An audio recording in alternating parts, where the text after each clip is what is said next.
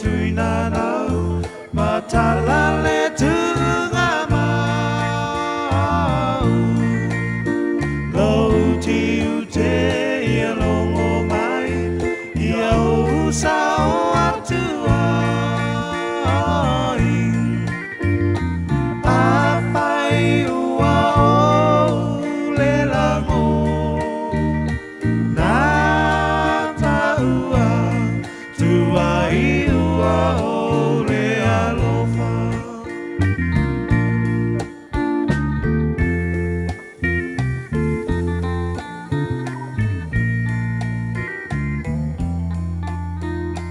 Ua o la mona ua tina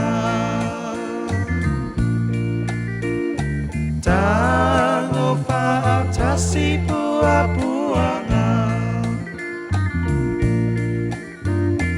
Elena o ita uanga sala E te sona moe a ele ala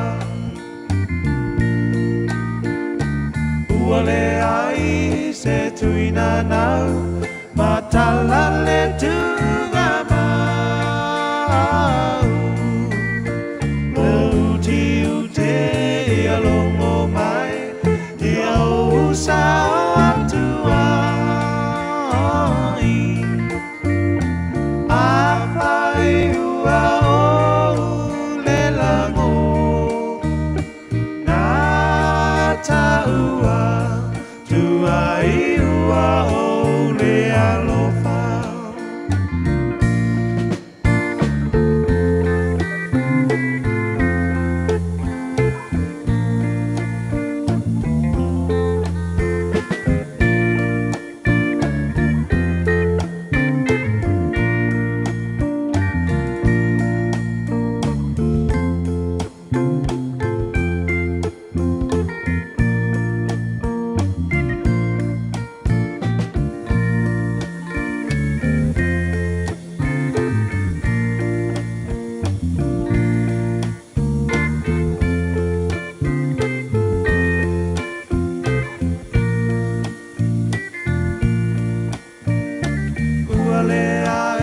Se tuina nau matalale tunga mau Lauti ute ia longo mai ia usa atuai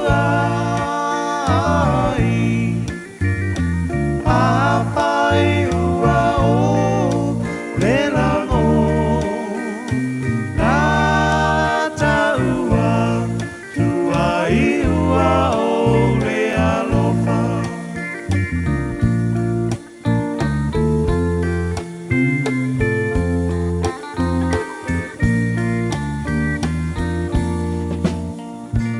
Ua na o le Radio Samoa se furulima iwa toru a mo e tautuaina o e ilangu ngana fitu aso le vai aso.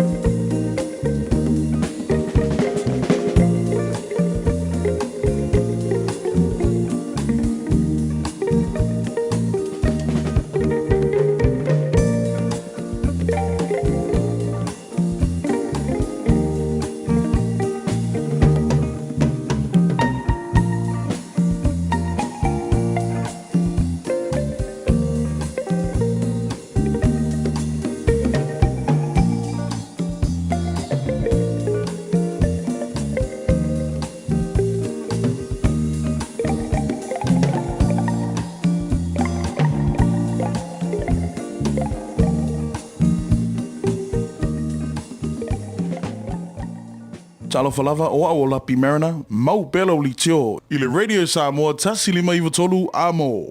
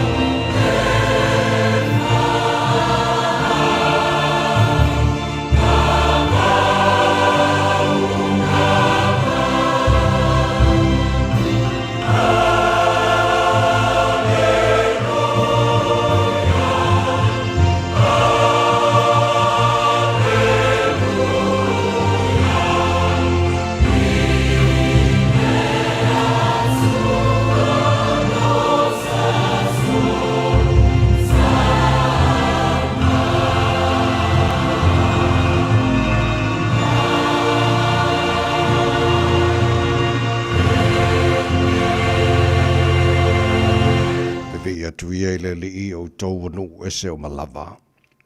Whanene atu ia te ia o tau tangata o malava.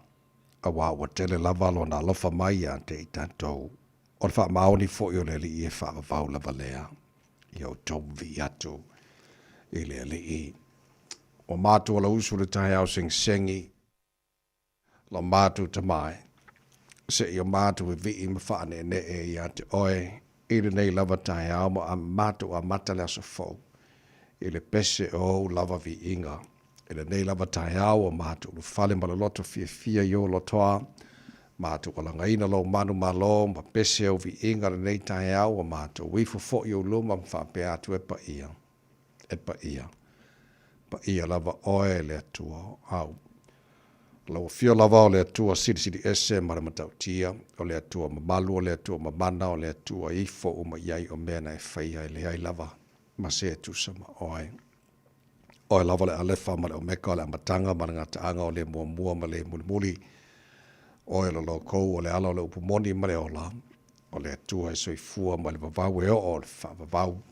O le atua oi. E la e le vi ingo le mamalo o le atua oi pulupulu le matanga fi. Ta mawhafte tere lang mea lofa. Le ola faua mātua maua re nei tahi au. Whafte ilo walofa. Mori mataita mai le fola unga le atino. Nei tai a fau. Ia mara nei asa fau e mai ue whaapopol nei asa fau do lātu si fua mora mātu ni yola. Mātu au riele nei asa fua o losa fitu e asa iu lai. Mātu fola unga nei tu sanga. Tuana i le whai unga ranawa yaso le telefo ala singa sa whea ngai ma le atino. Ia ele le ngata leo teimi fo i sa mafutai a inga i kane sia. E osi le taulanga i ante oe ma vi ia i pēra lo la maswafa. Le nei aso lo mātou ta mā, o mātou tu inatu o au. Se e tau taile mātou whalaunga o whai nei. Awari tia whaiva le awhia ngai ma le tino, le amatanga re nei vai aso whau o mātou savalia. Ma le wha moe moe na mau se lātou mālo longa le lei le whai unga o le nā whaiva yaso. La whangia nei mātou whanau lo mātou ta mā. Tu nātu lātou ia o ongara nei aso le paolo o ulama au. Se i leo mo pui nei whanau o sa ili le poto. E ala ia o onga. O la whangia fo i whaiva o la whengai pēr, mā lim tamaitai whaia onga. O la onga whamalea o ina, nei mātou whanau. Mātou te nofu atu no mau, e mana tua pēr sa mō la tino pele le mātou te talo. Whamuria le tino, o le tino e whawai i atu oe. Manuia te itai o Samoa, manuia nei o mātou a inga, ma nei o mātou tangata uma. E le ngate Samoa, au so se paenga fo o le nei la rolangi, o lo alala ma pāpā awa ia, whasafua lo alofa. Mau whaundianga mo i lātou uma. Whamaria whare nea tunu New Zealand o māturo nofa mā mawai. Whapena tunu umalava. Ore nei lalolangi māturo talo nei tai au si mai atu oilo māturo tua.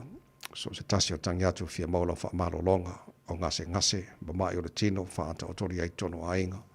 Ma so se maota ngase le ngate New Zealand nei so se tafora nei kelope. Wa māturo pala aulo mana whaamalo lopa i atu pa iane pa ifo se fo i sier manosi. Ai fo i lava le vi inga i atu. Oe, tamaa ele mwhawara ngalo le tu maru muli panga mana tāpo inga nei māturo mātua tu asina sino sa moe maru maota malawara ni yaso. Te tōru aina lātou le māwhana whana lo alofa. Māru luo o le tau le nei tūlangi o lo mātu iai. Ia whapenau te tōru aina lātou lo alofa. Whafo isia pēlo lātou si fua laure le tino, siri lava e le anganga. O me oma lava o la mwhana mātou whaira ni asa whaulo mātou tua. Ia mātou whaia lava.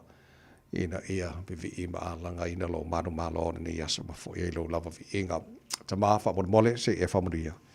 Ele tau tua rere sa mora ni aso a toa mātou wale mātou pala au. I nei mea malawai ala sua whamanu malo hui su kere solo mātou ri mara mātou whaola. Amen.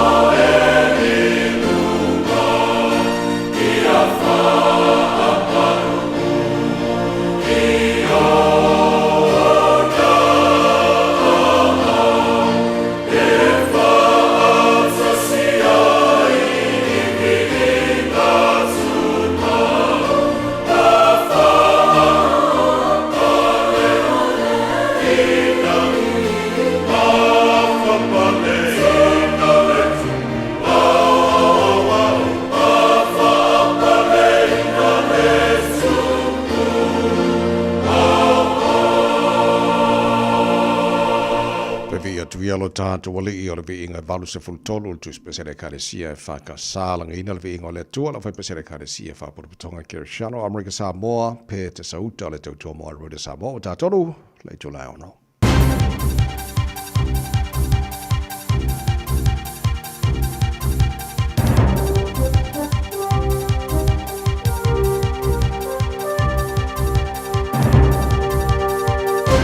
In this update, the Children's Commissioner agrees expanding parental leave is important, but says National's plan doesn't go far enough. The party's promising to gradually extend paid parental leave, aiming to increase the entitlement from 26 weeks to 30 weeks by 2029 and eventually 40 weeks down the track. Claire Ahmad says comprehensive parental leave helps in those crucial early years, but this extension would still see us lag behind other countries. And this is just one of the components to ensure all children have a strong start in life.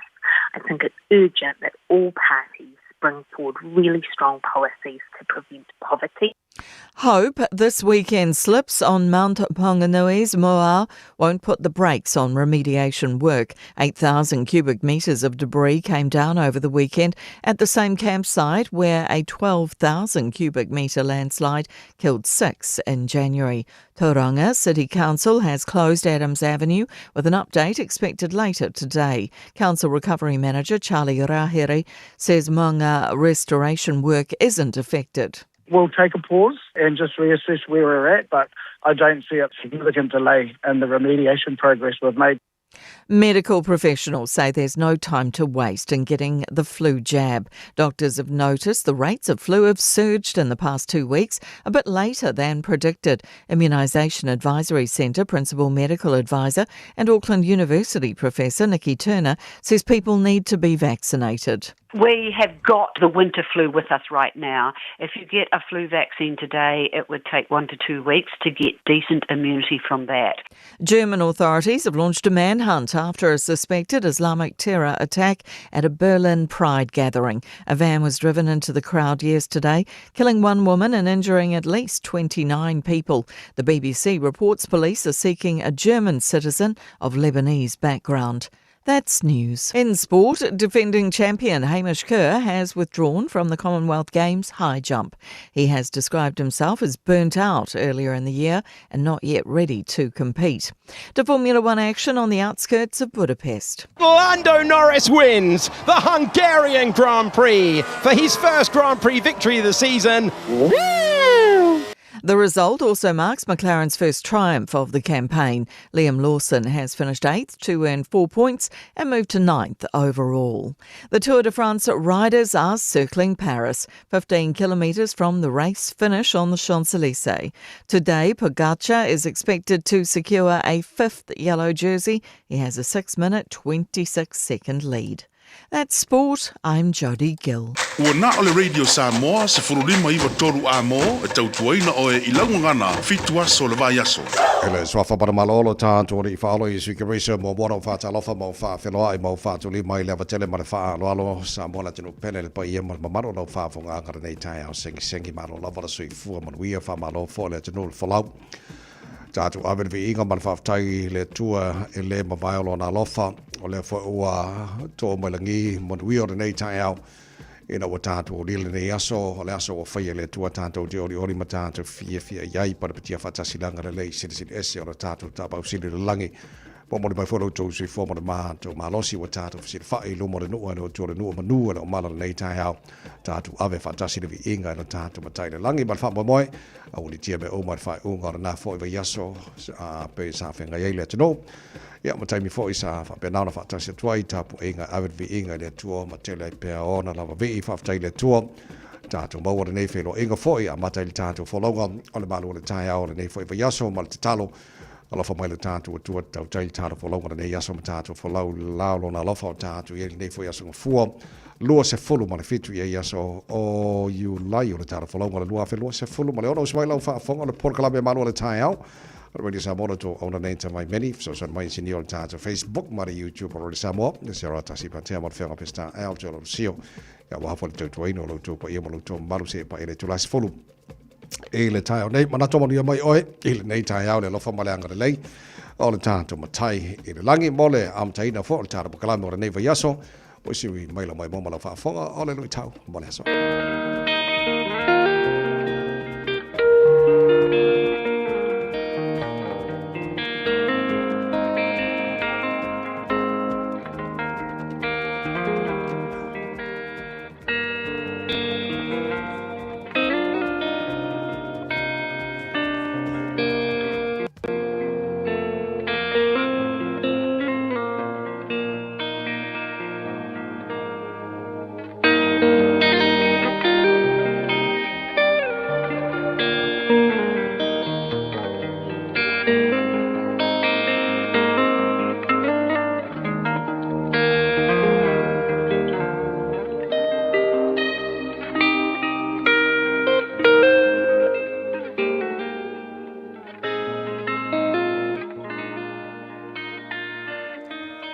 lu I tau mō le aso.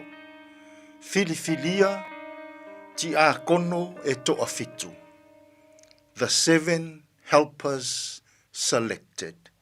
Ngā luenga, lona mata upu e ono, o le foi upu e tolu.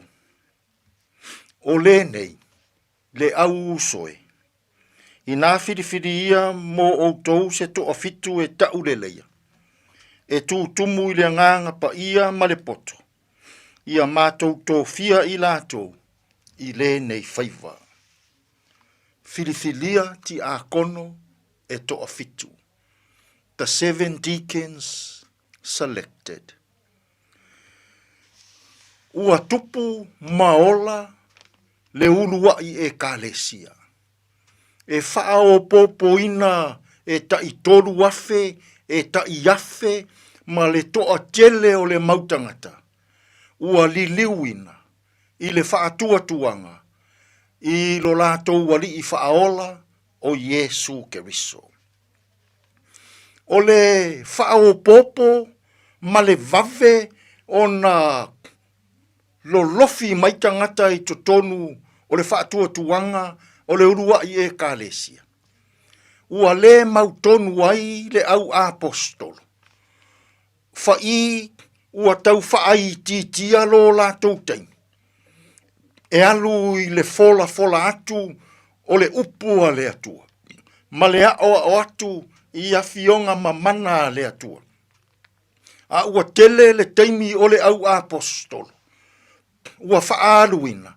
I le whaasoa ina o mea lofa, o tupe, o foai, mataulanga. Mō nai tangata mātitiva. Ua a matao na whai tionis. Ua ngalo I le au apostolo. La tau whaasoa alofa. I nai whawhine ua oti a la tau tane. O le ala lea. Na whaali ai le fina ngalo le au apostolo. E tatau o na filifilia niti akono. E whai ma fesoa soani. E vavae atu I ai le isi matafa ioirea. Ma le isi ngā luenga tele lea. O le lufi ina, ma le whaasoa ina o mea alofa. Whaasoa ina o tāulanga. Whaasoa ina o fōai. Mō tangata mātitiva o le e kālesia. Whai maile manatu o le au apostolo. E toa tele tā I tai o loo I wai to tonu o le e kālesia. O loo ia te I lātou mea lofa whaaleanga. Tangata tonu ia. E ao o na whiriwhiria. E whesoa soani I le taitainga. E whesoa soani I le matawhai oilea. Whesoa soani whaasoa. Ai maise I le ngā ruenga o tāulanga. Fōai ma mea alofa mō tangata mātitiva. Mana na ole au apostolo. Ia tele atu lo lātou tein. E ave I le fola ina o le upua le atua. O le o atu o le upua le atua. Ma le whaali atu o onga a Yesu. I tangata o le e kālesia. O se mea ua le leitele. I le whaanongo a tangata lo lotu. Le whiriwhiria o ni ti akono. O I lātou e whai ma whesoa soani. E ife au ma ngā luenga ale e kālesia. Samoai. O loo mo mia e lau whai ngā mālo. O loo mo mia e lau e kālesia. O loo mo mia e lou nuu. O loo mo mia e lou ainga. Lau whesoa soani. Whesoa soani I le I tū tā ua. I tā leni maanga wa. O loo I ate oe. E mawhai o na whaao ngāina. I to tonu o le mālo. I to tonu o whale whai ngā luenga. I to tonu o nuu mawhio anga. Ai maise to tonu o ainga. O loo mo o mia. nei aso, ni tangata fesoasoani. Le tangata e tu watulo na tau au. A tele lima, ua mā se avenga. Ile nei fo yaso, ia tātou fe au maa tātou ngāluem. Ua tātou iloa, mea o loo fia mo o mia ai, la tātou fe soasoani. Aia, ile nei fo yaso, pe a se i tu watu ia, au tā leni, o au wanga vaa, o lima, o vae, o lo wola. Fai ma fe soasoani, ile malo, ai maise o totonu ole e kālesia. Fai nei oe, ma fe soasoani tāu, i so o se fe au, ma so o se ngāruenga. Tātou te tālu. Lea tū ai, a oa o maia i mātou uma. I le tāua o lo mātou wola fe soasoani. I tā leni maanga vaa o lo o ia te i mātou. Ina ia ao ngā mō nisi tangata. Fe soasoani maia ia mātou fe au mga ruenga i le nei aso. E tonu malelei ai mea uma. Lo lav suafa Yesu lo mātou walii, ma lo mātou faola. Ua mātou tatalo atua i nei. Amene. Avatua ulowali Olo uni loto uangalala moe Loto moya o titu inatu Olo ualofa Olo uangalele Uasuya ya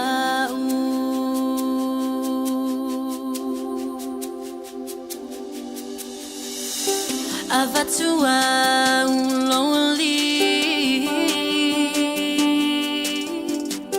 Olo une loto uangalala moe Loto moya o titu inatu Olo alofa Olo angalele Uasuya ya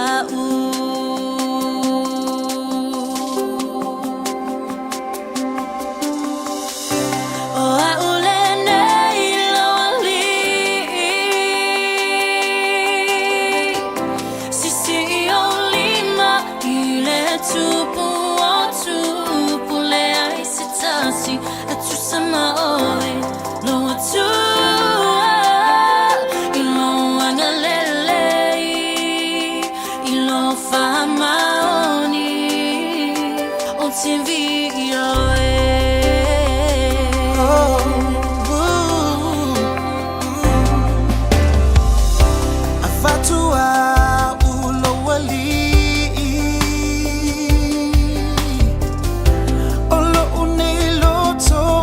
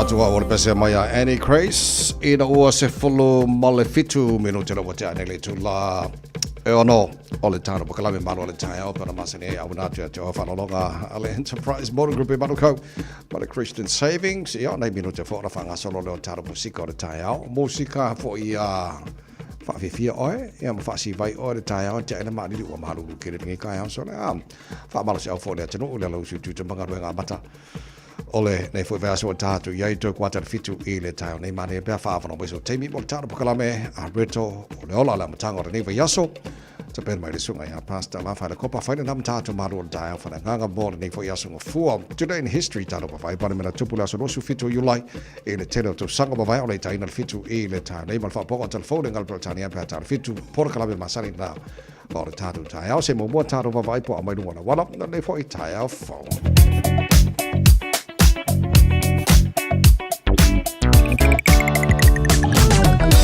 Good morning, Malor. Si Maria am Tavale ele nei taimi ole taihao mangaya. Lunga la wala baba tu fasi polo ka mai ku me wanga fenua pai mo tatolo si sifo au kilani.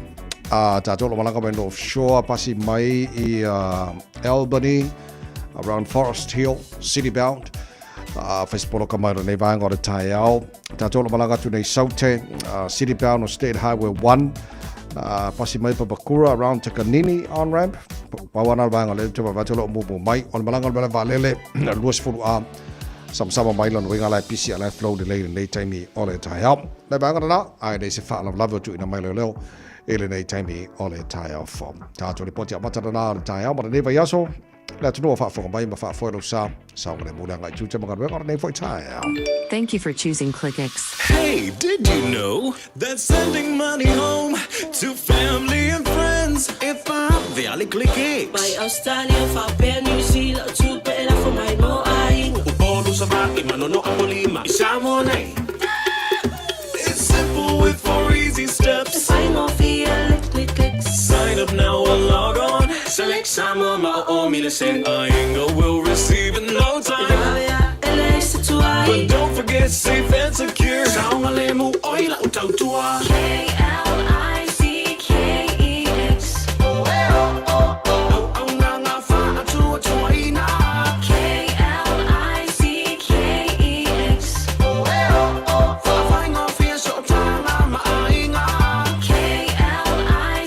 ClickX. Supporting Samoa with our very best. We are ClickX. Radio Samoa. Taslima Ivatol Amo.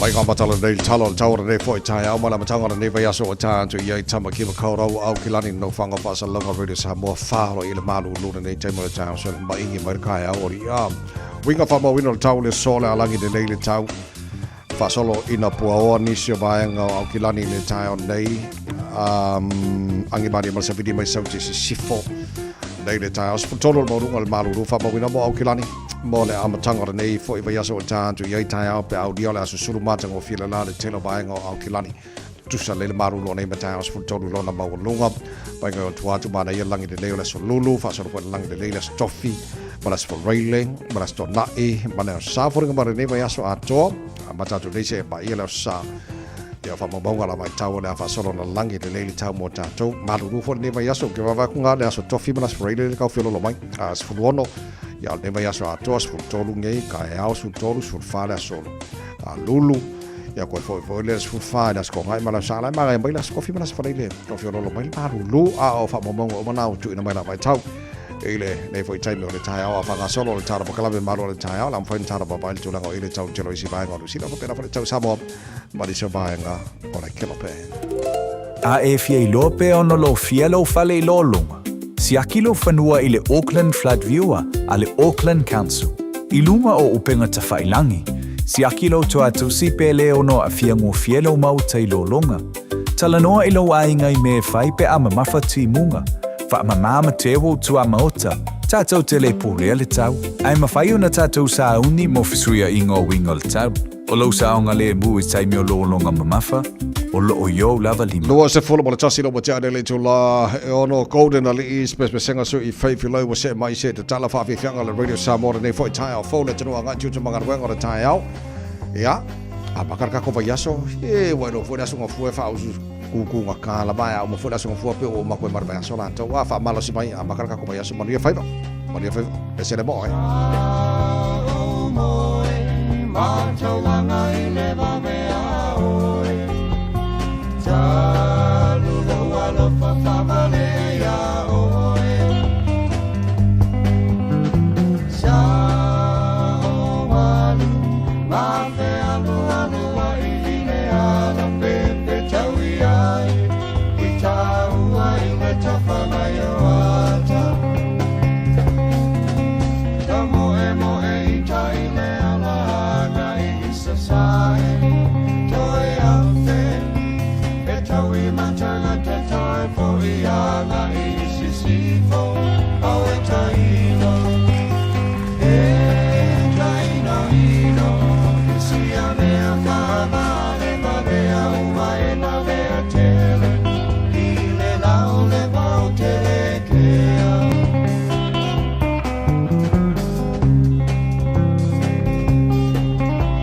E wha a me o na nau le muti ai le sau. E wha a me nau i a o e lo uau. Si au na mi o manu ma le tau anga whau. Ua tui alo whatu malo o la matalu le tui na nau. Sau i a tau, ta e mai nei o. E ta te nono fo, i le mani e o si au loto.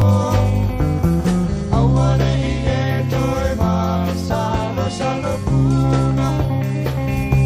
E te tali tonu pe ata so la i maua.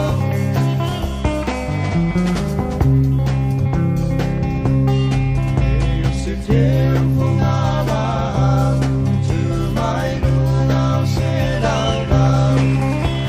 I lunau se lau. Ua pua i na ono na manomi e le sau. I usua vai e no fo ma pe liu ai. Se mea e ma pai ai o na pelo ai. Ua so o le basa. Ma ua pesi mai le matami. Pesi mai le matami. O te wha moe a oe o le nave ai.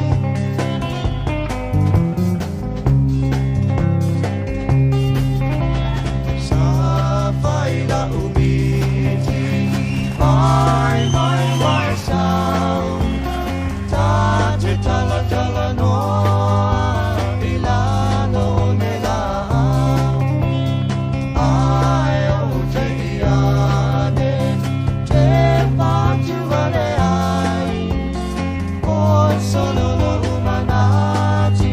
Ai lua ele ke mai. Se mea a whainata. O lea no whawhena le mai. Pena tamasani e o mea. Se mea ina atina.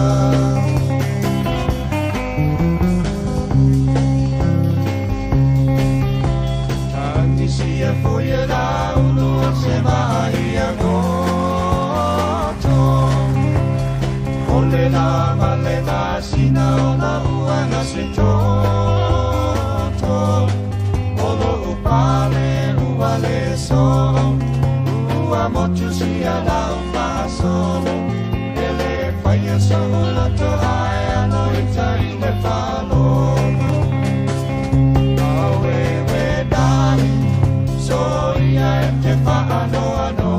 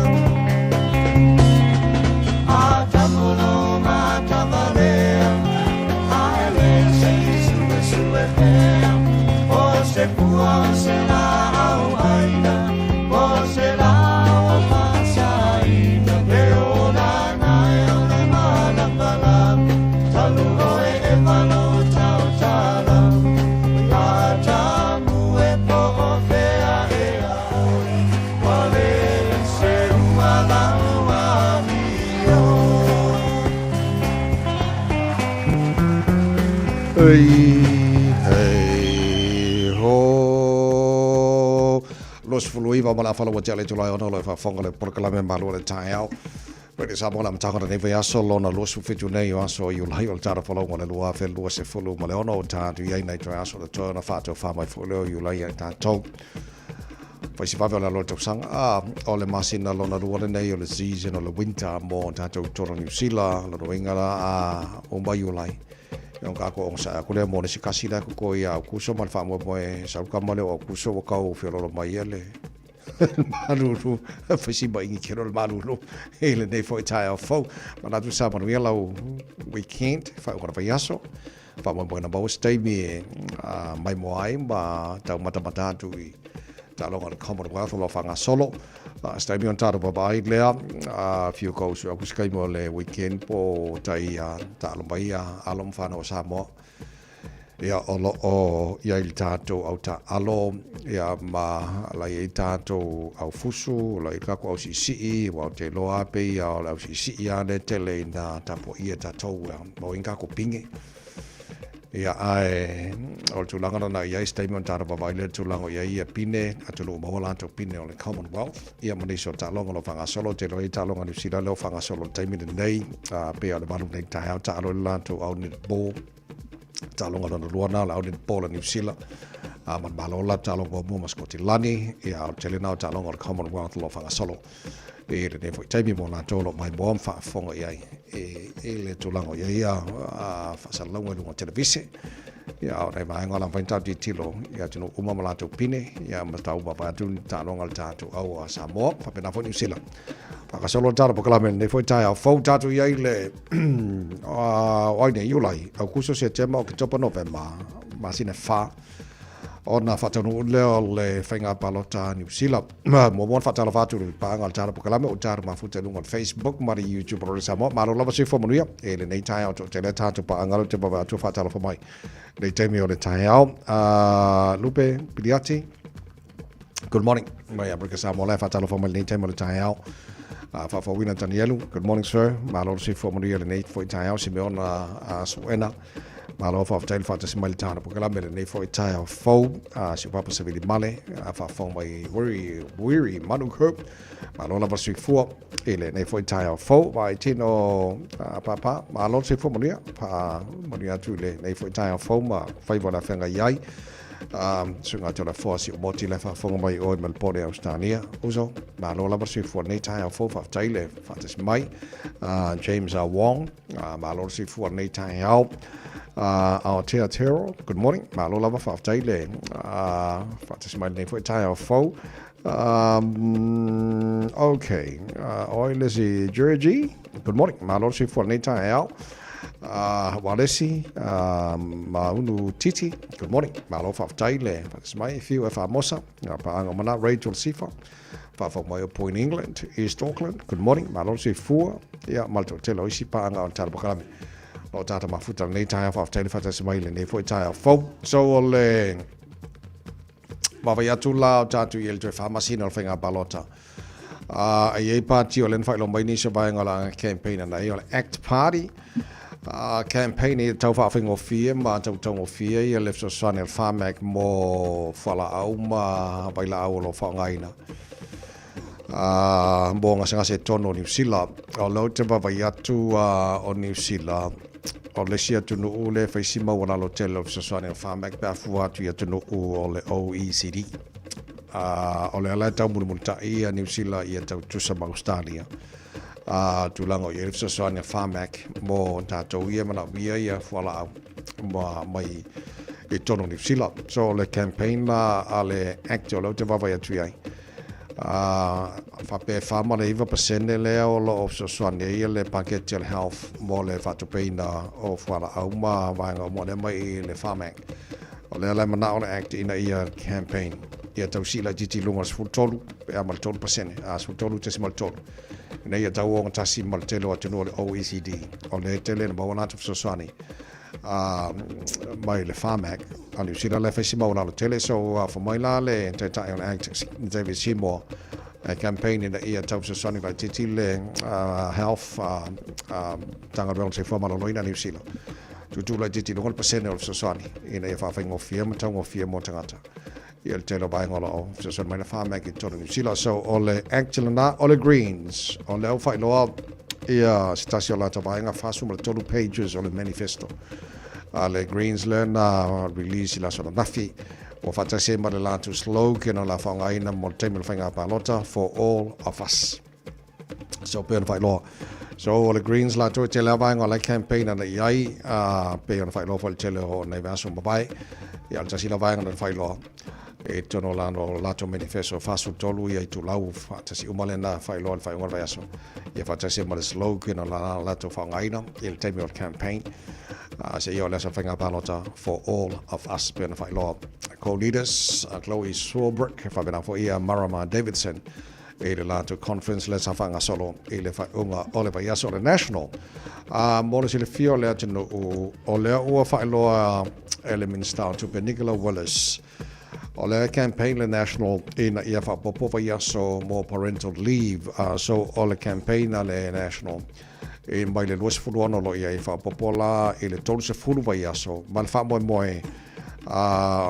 like long term goal lo ia malo fa popo le tolu se fulu vai aso o parental leaves ia mal fa mo e to si ti fast fulu vai aso ia mo sto sango luma so o vai o mane o len fai lo party ia mo la to what campaigns mo le fa mo ia mo fenga palota New Zealand mo si fira tino as fito November ia o our no ina lo fenga palota fa kem karasi ia em fai so tangata ona fa leola na ia te tau tangata o fai ona palota tono New Zealand ia on fa la to foi le monta to Samoa e ala tu lo monta to ala leola radio Samoa ina utangi el tātou whainga palota o le vaenga sili ana tāua o le tau whai o tātou e whaatino le tātou ai ata tau e ala le whainga o le palota matua whaila palota pe a whapea o le stala lo sua fa lola palota New Zealand o lo te le teime whaina restala ai matua fo i swing o tau sangara nei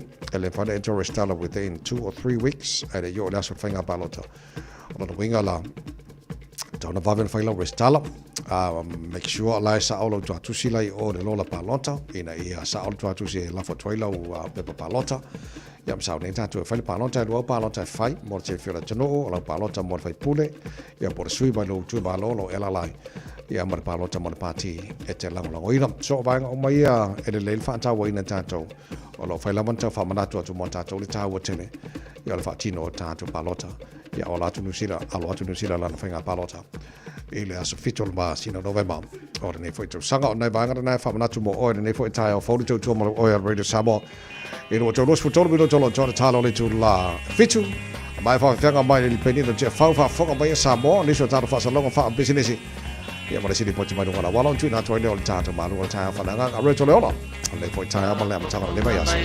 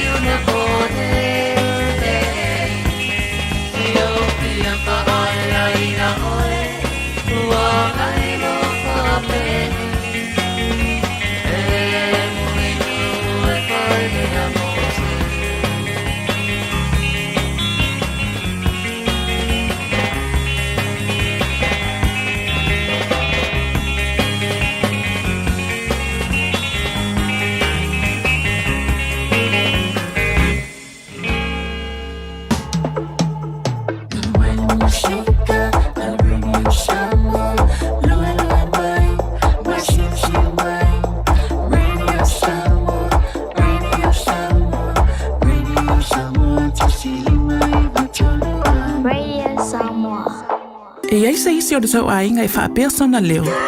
Pe whaapea foi. Whaamata e avea le tale i ma le tale maasani e tau fia ai lātou mai le whai o lātou mea maasani ai. E tatau ona lātou e whai suenga o le tale a ngā i le coughtest.co.nz. Pai le suenga o le tale ma whai loa i le fō mai coughtest.co.nz e le ai se tatongi. Whala au talavai, e iai tūlanga la matia ma tūlanga le lei o whala au.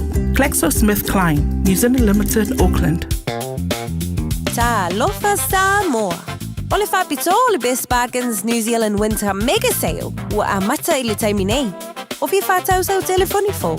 O lo maua le iPhone ma le Samsung lata mai. A mata mai le na o le lua lima tā laid vai aso. Ai ala se se tino fo lazy boy. I le na o le lua whātā laid vai aso. Ma wae. Wa siria ma le lua lima tau sanga le tau tua a le Best Bargains. Ta tala fitu aso. Vili mai loa i le o valu selau lua iwa toluiva. O valu selau lua iwa toluiva. Beta mai ana i le Facebook page a le Best Bargains. E ia inga whapito. Hey, where are you two off to? We're going to go drop off Nanny Aroha's bus screening test. Have you done yours? No, this Nana is too young. Not anymore, Nana. The age has just come down. That's you and Papa too. The starting age for the National Bowel Screening Program is now 58.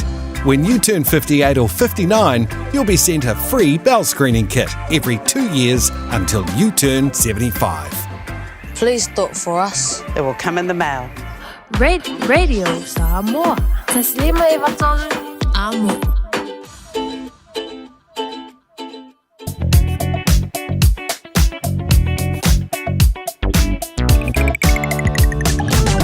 Sorry, whātala whātu le nei taima le tai au, awa tā wale malo le foe le nei tai au, whāsono na pisi telo ni sawaianga la wala mai selunga tāro highways nei taima le tai au, le se whalapalawa tuina mai leo. Ai mo tātola malanga mai sauteanga le taulanga Kilani City bound State Highway 1 around Papakura on ram face poloka mani nei vanga le tai au, pasi mai te kanini, ala pisi ala flow le lei lava. Ia whasono te lava le taulanga i Kilani whātu e poloka lava ia le city bound i le pasi atu o Mount Wellington nei taima le tai au, city bound now State Highway 1. Tātola malanga malava le vavai atu luasifu a ua poloka mani nei taima le tai au. Ia mo tātolo malanga po le vale le nei foi taimi o le tai au fau. Tātolo malanga mai North Shore pasi mai Albany, Forest Hill. Pauna vaenga no poloka mani nei vanga le tai au isi vaenga o manawala. E le vavai atu no solonga le leim saunga le mume oma. E le nei foi taimi o le tai au. Au faisi vave tera na pisi mai la wala. E le nei taimi o le tai au fau mana matanga le nei vaso o tātu iai. Ia, le malo le tano. Le taimi o le tai au wha foilo sa. Matala leim wha utauta le tātou stai tu la fono lunga la wala. Mai atu maul sango le muna ngai tuta mawhaiva amata o le nei foi pa yaso. Por tātou li poti mai lunga o le awala amunatu ati o whalolonga ClickX. It's simple, it's quick. You're closer to families. Sending money's now made easier for loved ones in the Pacifica. New Zealand, Australia, to Samoa, Tonga, Fiji, to the Cook Islands, to Vanuatu. Connecting Pacific families. With ClickX, you're secure and safe. The lowest fees and amazing rates. Now helping home is affordable. ClickX with a K. Reliable. So sign up now with ClickX. Let us help you help home when they need it. We are for the Pacifica. We are ClickX. Ta lofa lava. O le siu fofonga le nei o Samoa. Le Radio Samoa. Bread of life sent down from glory. Many things you were on earth, a holy king, a carpenter, but you are the living word. Say it now. Come on.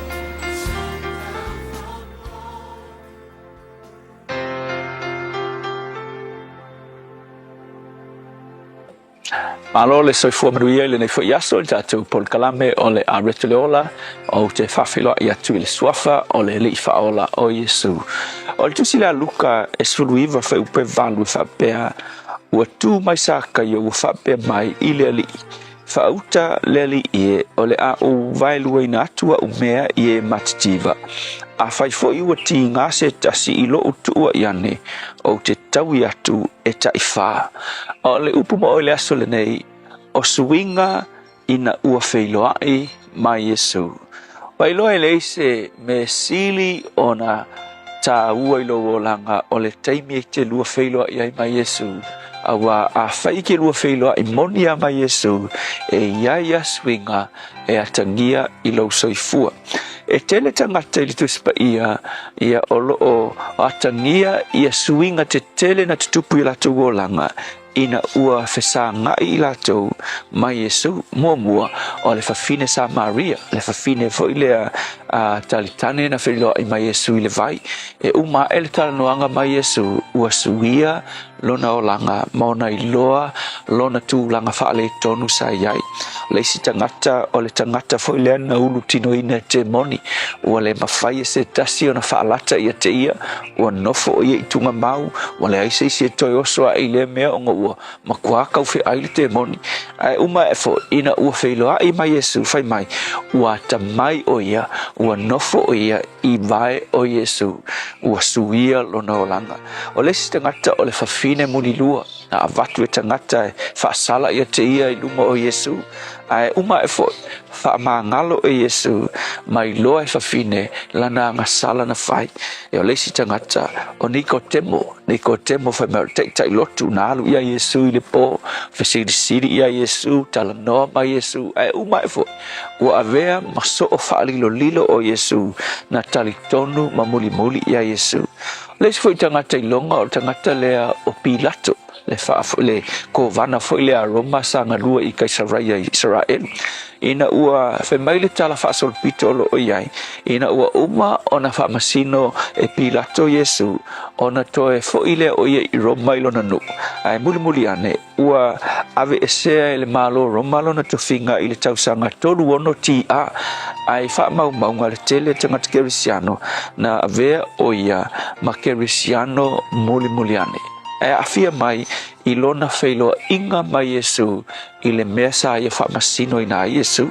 Ia malisi la tangata lea e wha autu i tatu tu talanga nei tae o le tama lea o sa kaio o le te lona po le au la fonga o le tangata ia o kamawhanga la piki fo ia la kuke au mea whaasiri tamanga hoi a whai mai le tala ina ua uma o na whailo ai fo i mai Yesu ke le swinga o longa o langa ua le koe fia whanga la piki whai mai lana tala na ia Yesu e a whai e eise singa o kulukua ma o whaakele inga le se menga pei e le o le mele kaunga whai mai o te toe taui whaafaa ka ngakanga lani me utupu ai na mawhauwhaunga ia sakai ona ua sui lona o langa sui lona mawhauwhau ina ua whailoai ma lea lii whaola o Yesu. So le upu la mo o le aso le nei. E le aisa i soi tātou. E le fia suia lona o langa mai le leanga i le lei. O le whaangoangoanga o isi teimi tātou tau mawhailu ka kou malosi. E sui i tātou o le iunga. Nga o sina teimi ka kou ke sui ai. Ai uma e fo ka kou koe fo i le leanga. Ai le tala le lei mo o le aso le nei. Ai mangao i suinga le lei malolosi matu mau o lo wolanga. Ke loa se ilonga lava ua lua whailoa i ma lea li i whaola o Yesu. E le o le loku fo, e le o le ko anga fo i le loku, pe le o lo kausi o kula fonga loku. A wā fo i la, a e tō anga e kausi kula fonga loku. E alu al fo iha, e fiu e kausi. A se ilonga e ke lua whailoa i ma lea li i o le lotu. O lona suafa o Yesu, o na whanau mai lea, o suinga e ke maowhai, e sui e le tua o ai se isi o tau mawhai ni suinga o lona o langa ia o te talo ina ia mawhai o na whailoa i o ia ma oe le ali whaola o ina e whanau mai e suinga le lei i ia o Yesu, amen. Oh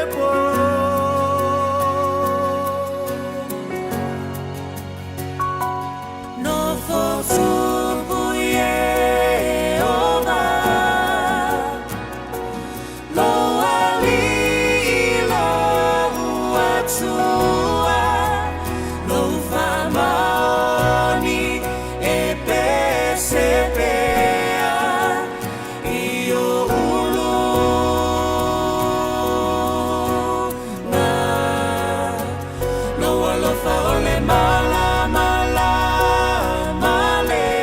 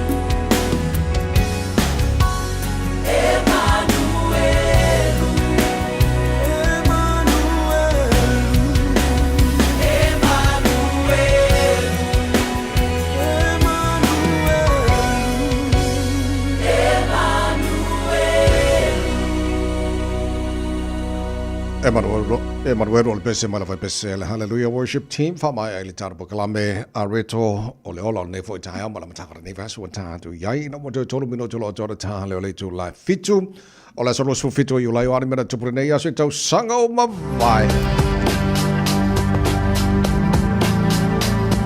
aso lo se fulu mala fitu le masina o you lai o tu sanga a feiva se la wiva se fulu ma le tolo le solo o fama wina na sai ni ai le fenga inga fa bito de tono pen manjom ina ia tafia ma fa mutalo a ia le tawa ale Korean War ala stone wana le sai ni ai le malienga ina ia tafilo ma fa mutaina ia le Korean War pe ona fa ma wina la solo su fito you lai to sanga a feiva se la lima se ma le tolo ole aso lo su fito you lai to sanga a feiva se la wono se fulu ma le tolo o le aso na maliu ai se tasi o tangata lau loi tono New Zealand Aviator.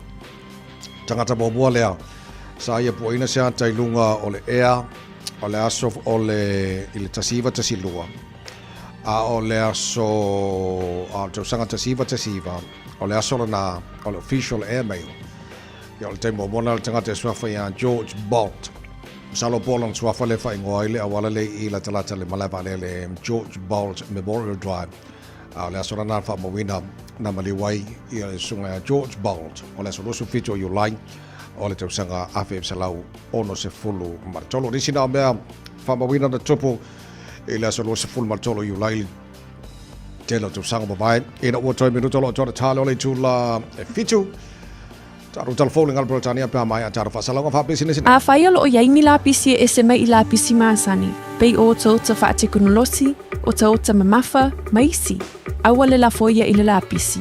Ai tanga iane ile aucklandcouncil.gov.nz/where it goes. E te sila fia ile no fuangai avianga iai. Tamaki turuki all together Auckland. Omo mia ninga luenga fai ilo fali. O le living space o lau company if so soani ilu fa le leo maota malawa. Amana o mia se papui pui, carport, canopy, be fa lau heat pump, fai sau dick, fa ka peta lau fale. Fab so ta I mai i le living space. Fai a 4 quotes, mau le so soani ilu finance e le ai se deposit. Vili mai loa le living space I le o valu se lau, 5 faono, fa valu fa, o valu se lau, 5 faono, fa valu fa. O e tau sa ili sino fuanga le leima saonga le mu a wale tau singa ma le au tau wina o lau tama. Ua mawawa noa I la esi a le Our Kids Early Learning Centers I au kilani saute.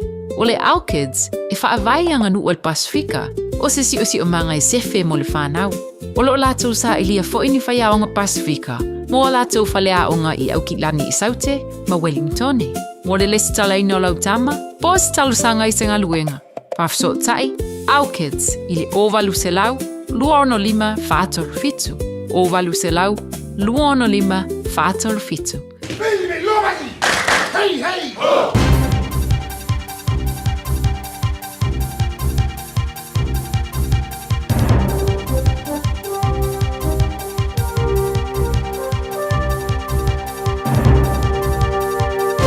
In this update, new data shows banks have moved quickly to lift mortgage rates, but are slow to do the same for savings rates after the recent official cash rate rise. The Financial Markets Authority is tracking how 8 of the country's largest banks respond to OCR changes. Emily Ansell reports.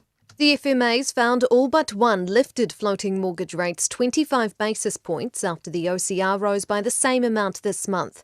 Meanwhile, the average bank lifted its savings rate by only 17 basis points. Banks responded differently to late 2025 OCR cuts, only passing on up to 3/4 when it came to borrowers on floating mortgage rates. The Children's Commissioner agrees expanding parental leave is important but says National's plan doesn't go far enough. The party's promising to gradually extend paid parental leave, aiming to increase the entitlement from 26 weeks to 30 by 2029 and eventually 40 weeks down the track. Claire Ahmad says comprehensive parental leave helps in those crucial early years, but this extension would still see us lag behind other countries. Tauranga City Council sticking to its caution cautious approach in dealing with new slips on Moao in Mount Maunganui. Rain and possibly the Tūmaranui earthquake saw another 8,000 cubic metres of debris come down over the weekend. There are 3 new slips near the original landslide, which claimed 6 lives in January. Adams Avenue remains closed. Council Recovery Manager Charlie Rahiri says he knows people are keen to return to the Maunga, but this proves the need to be careful. It's still slipping and it's quite precarious. A lot of the material that found is densely saturated, according to our technical experts, so still vulnerable. German police have killed the suspect in the attack on a Berlin Pride event. A manhunt was launched after a van was driven into a crowd yesterday, killing 1 woman and injuring at least 29 people. Berlin police say the accused was killed by officers after he rushed towards emergency services with a stabbing weapon. That's news. In sport, the 3,333-kilometre Tour de France is over, with Tadej Pogačar triumphing in the yellow jersey. Incredible day, incredible atmosphere. Happy that it's over and that we won for the 5th time. Mathieu van der Poel won the final stage on the Champs-Élysées in a sprint finish.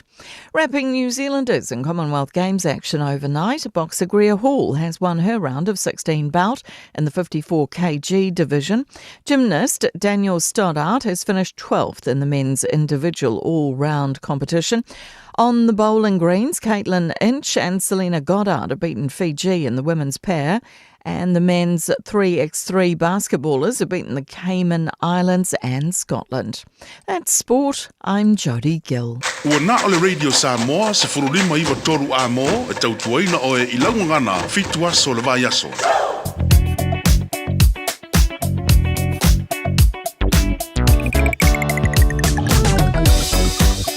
Loto mau sanga le mo me o mai so se vai ngona wala yo kilani in nei taimi o le tai out ma lo foi ma lo sila ta vale loto mau po kala malanga le valele around amata to lava I le off my le highway was a full was for fa so lot to George Bolt Memorial Drive le yo to domestic and international terminals. Fais poloka le vanga le tai au. O se vanga mala wala lo so longa le dem saunga le mo me uma fais poloka around Manarewa on ramp le taimi o le tai au. O se vanga wala mangaya la pisia la flow le ya ile nei taimi o le tai au. Fo after vale o tu langa na lo ilunga la wala lo le se fa lava tu na mai waka ko tahi nei tai au. Ya man fa mo tu ba saunga le mo nei tai au ngai le tu no ju jam favor amatanga le nei foi ba yaso. Ta tu le poti la tamai na lunga ole awala. Thank you for choosing ClickX. Hey, did you know that sending money home to family and friends if I'm the ClickX? By Australia, Fabia, New Zealand, to pay for my no eyeing. Upolo sa baki, manono apolima, isamo na. It's simple with 4 easy steps. Sign off here, ClickX. Sign up now or log on. Select Samoa, Maomi, the send Ainga will receive in no time. But don't forget safe and secure. Saunga lemu oila utautua. KLICKEX. Au nganga fa atua tuaina. KLICKEX. Fa fainga fia so tanga maainga. KLICKEX. Supporting Samoa with our very best. We are ClickX.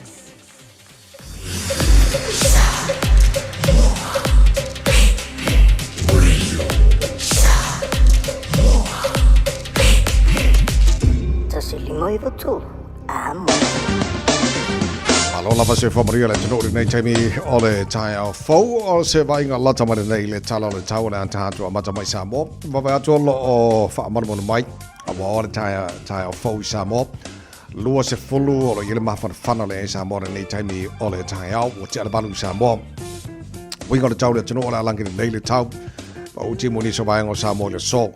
Lua se fulu mare iwa maulunga e o ele vela le Samoa i le nei aso fua lua su fa lo na mawalalo o le aso fua nei na minuto tatu so tai foi le Samoa le su o tatu ready Samoa e pia wala fena mai stala la tamai ma le fa mamunga la tamai la vai tau ao vainga yo lo mau online le tatu kalame fa solo langi le nei tau Samoa se mangarani se vai ngo Samoa pa utimu ile amatanga ni foi yaso ole no foi se fata lo fatu ilta po klame pa nga o malava ini solo fata fa mai America Samoa malo lava se fo manu la sale o la tau manu ia sauni nga loto ni foi ia sa ia mo tato ia America Samoa ia ia so fu tato ni New Zealand Samoa ia fata lo fatu nei tai au le ngata mai mo mai mal fa ta si mai lunga Facebook mari YouTube America Samoa o pena foi le tato wala leo Samoa tasi ono tasi mal tasi famo malo lava se fo manu ia ele nei foi tai au fau se mai talo tau toro New Zealand nei pata lo fal malo le tino so se vai ngor mo tu sau telo tara ba fu tai nei foi tai au fau malo lava se fo manu ia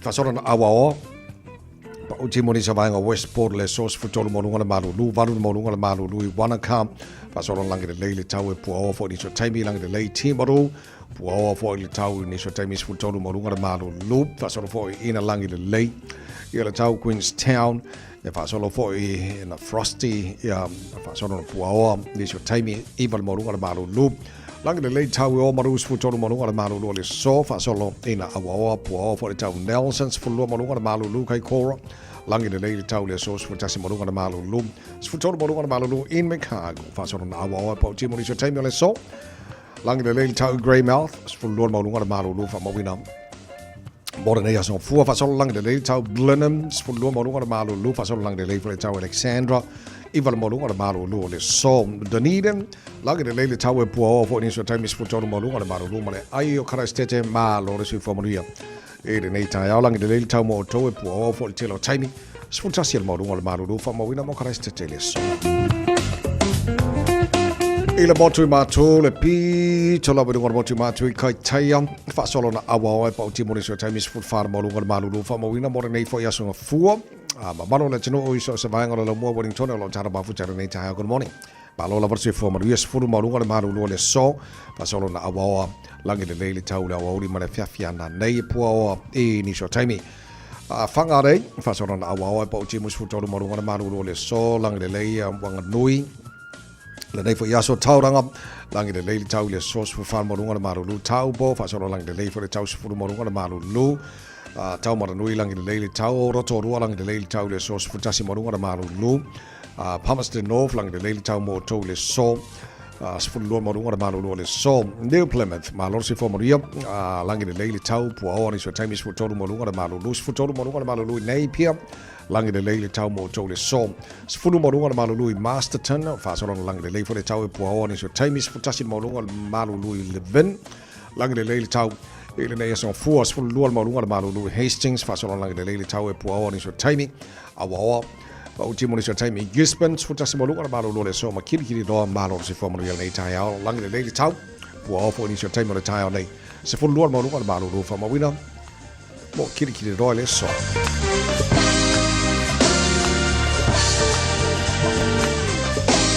Tama ki makaura wau ki lani no whanga whasalunga Radio Samoa a pongi sa pe whawhore nei taimi o le tai au. Tōrolo i le marulu i le nei taimi o le asunga fua u tātu o ria. Winga na tau whapa wina o le so tu maua na langi le nei le tau.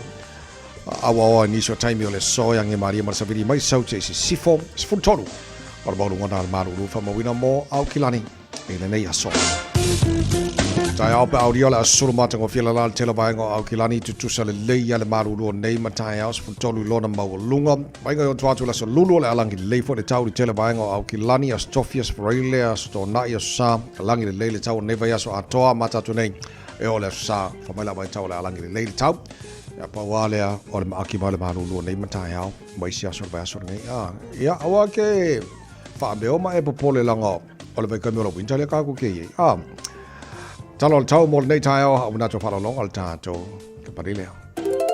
Fais te fofuanga i ta pena i lo a inga mo lo longa. Tala noa i lo a inga i le mea i fai pe asi i tia le vai au ta folo fali. Tu ua umeta au e se no fuanga saunga le mu, ma fao ngā se a fianga o lo longa o tuanai. E fai ma le sona o le ona toe tu lai mai o ia fianga i lo a inga. Tanga i ane i le Auckland Flood Viewer a le Auckland Council i lunga o upenga te whailangi. O lo saunga le mu i taimi o lo longa mamafa. o loo iou lava lima. Sportasi wale follow tele tula fitu le tau mo already Samoa malo si former real nei tunu mo ni shift down for the fantasy military program nei town so nga vale le for semi. Good morning sir. Malo fa tai for the fantasy military program nei town to filau so vi fan esse.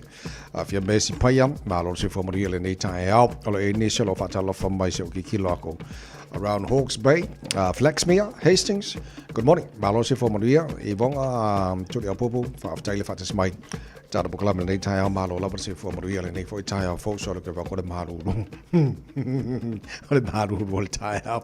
Pa bon maria mai la weekend, mana follow maria mai oi. Ele nei tayo fo le lo fa malanga le le tara matai le langi. O te wawa atuele i eise teime ta alo il tatu au ta alo mai Samoa, tatu au ta alo la iele tantu au fusu, la iele tantu au sisi ua mewa bafa, la fo isi a ta longa lo o iei alo Samoa lau tau titilo atu, i ta longa lo whapenau na iai, so alo titilo atu, o le vaengo wawheneki umalawa, whale ba tafi, vaengo lau sisi, le i steimi o le i o whanga solonga o lātou ta longa, John Tuffy, Fitu Sutasi KG, Emmanuel Unimasao, Iwa Sifa KG, Jack Opalonge, la si de Selaus Fulu KG, Yamasa ne le mau, la Selaus Fuluanga ilunga.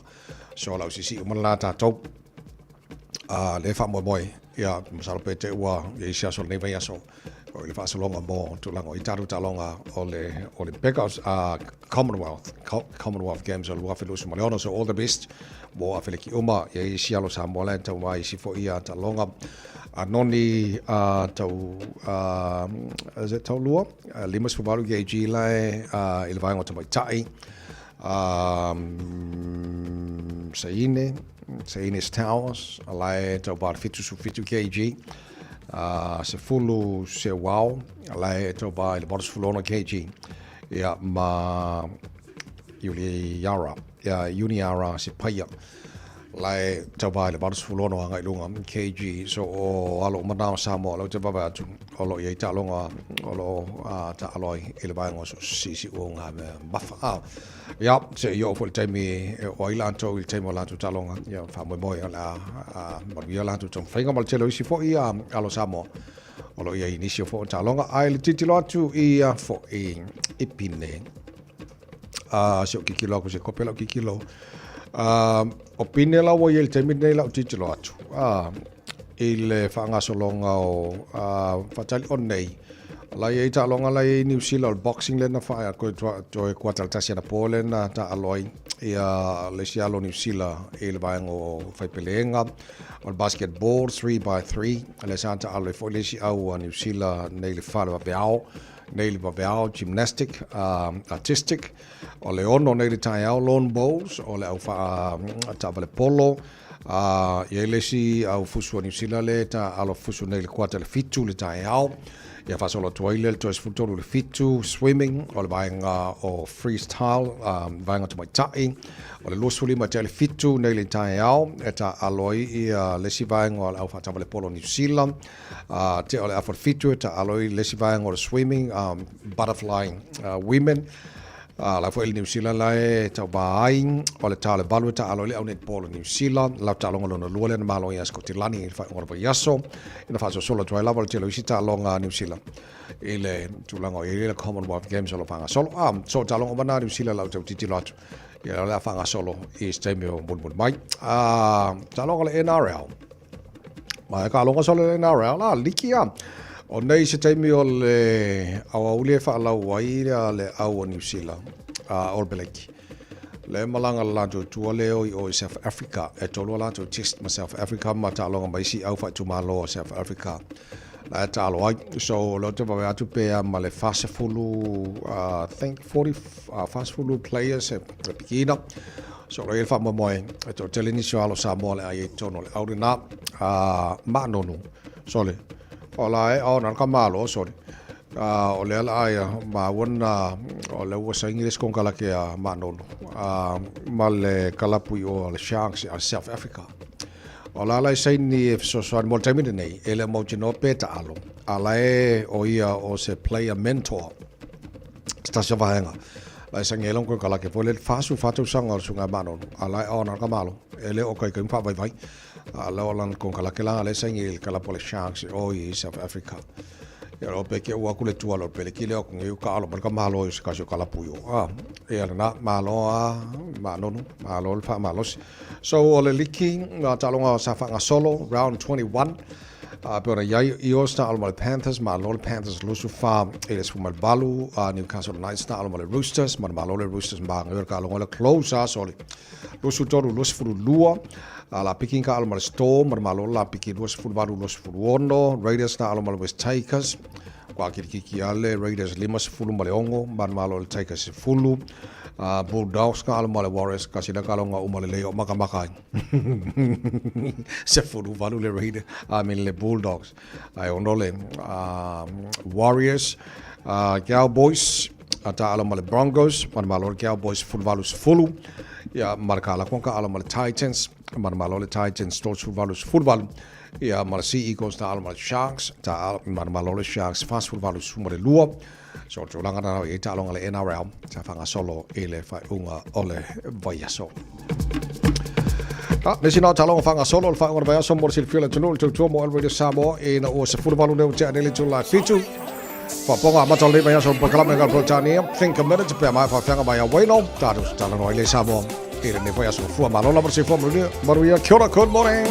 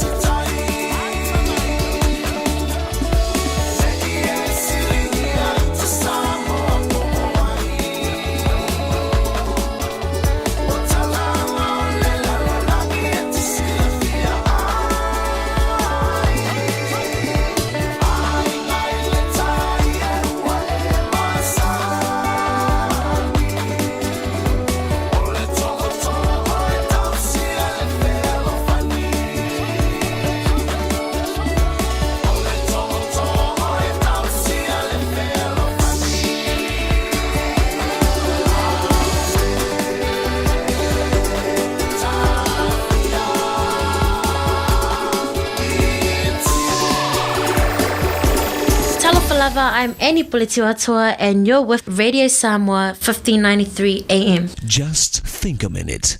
It could change everything.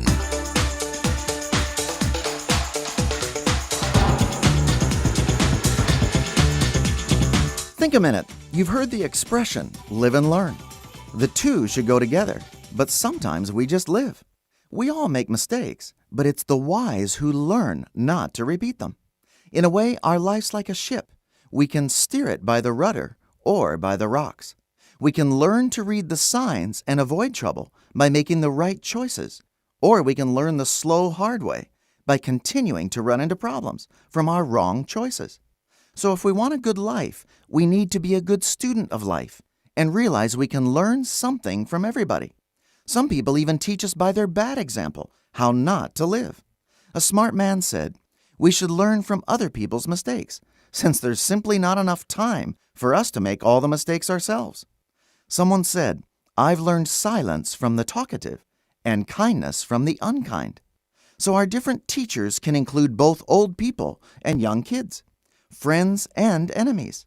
We can learn from good books and our memories, from winning and losing. A little boy said, I've learned that if I'm in trouble at school, I'm going to be in more trouble at home.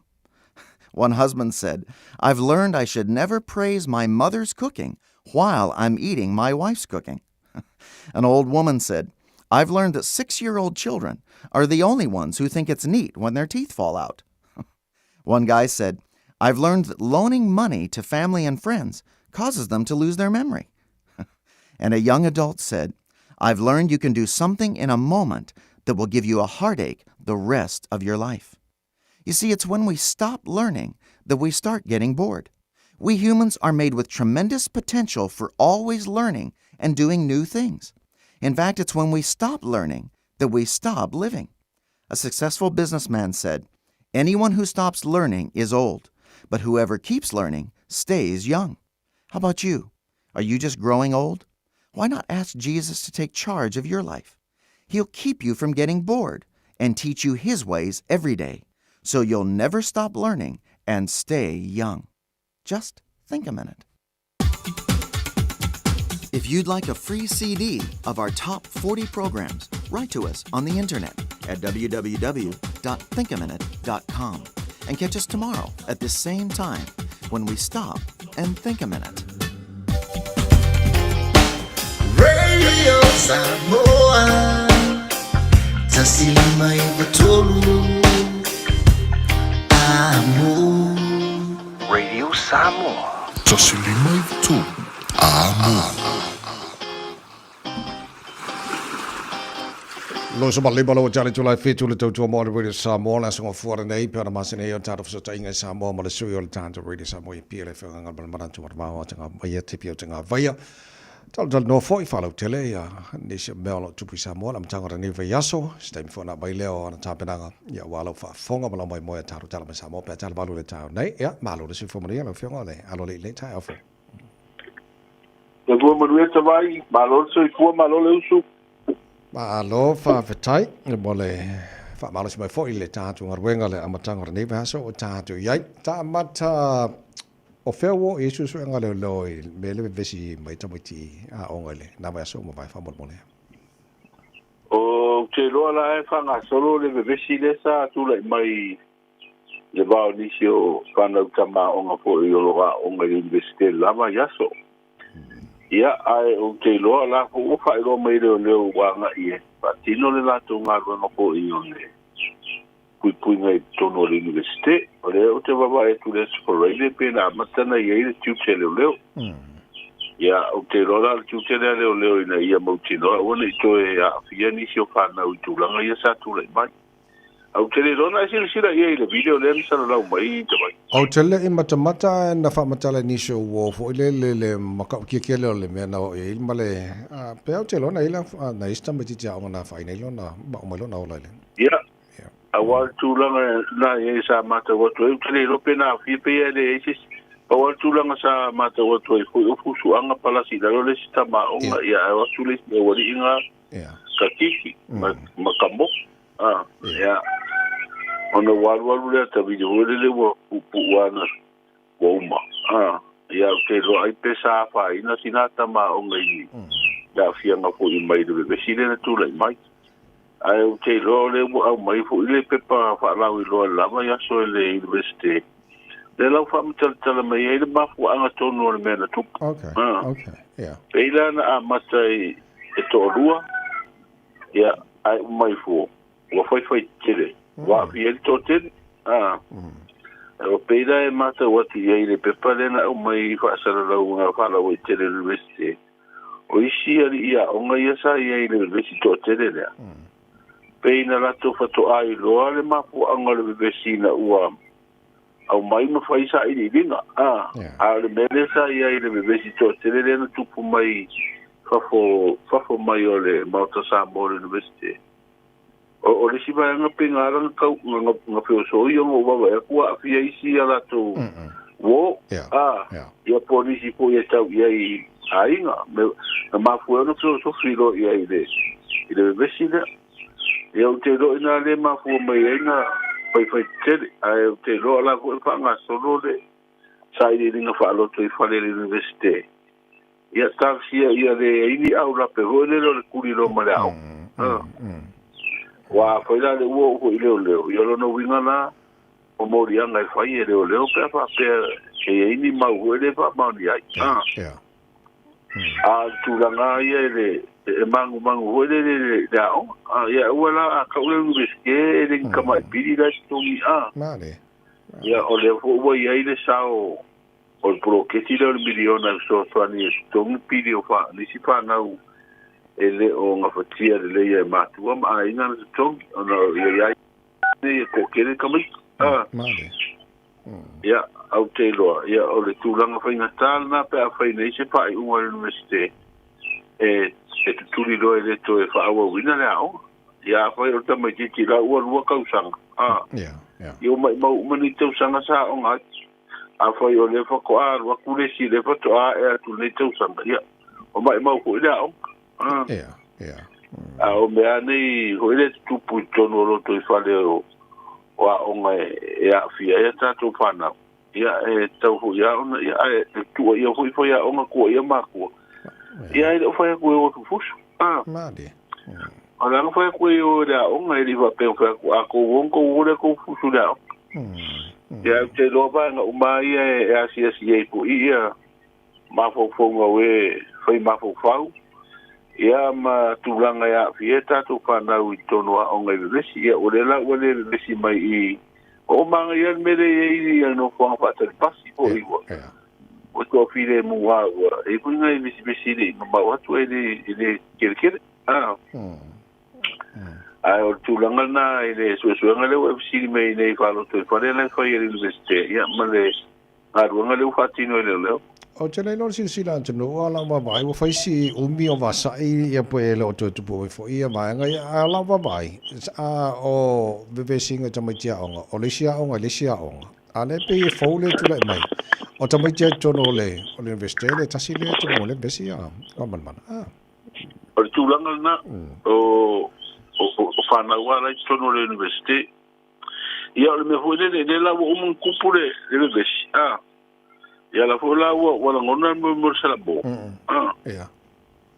ia ule mfai wa ka ko e mame tele mo morika mali a pia tu la fa pena va veleita ia ko e ma po muri ma po muri fo wa ole au ngawa o fe o idi sale o pa ia kuli mai nga fo ringa o nga fo ringa wo mai pa e idi mo ia o me fa pena ka ko o ka ko e anga ilo mori fa pesa tu ya o nga a mo kai kai e foi la o le fu e malo si ele foi o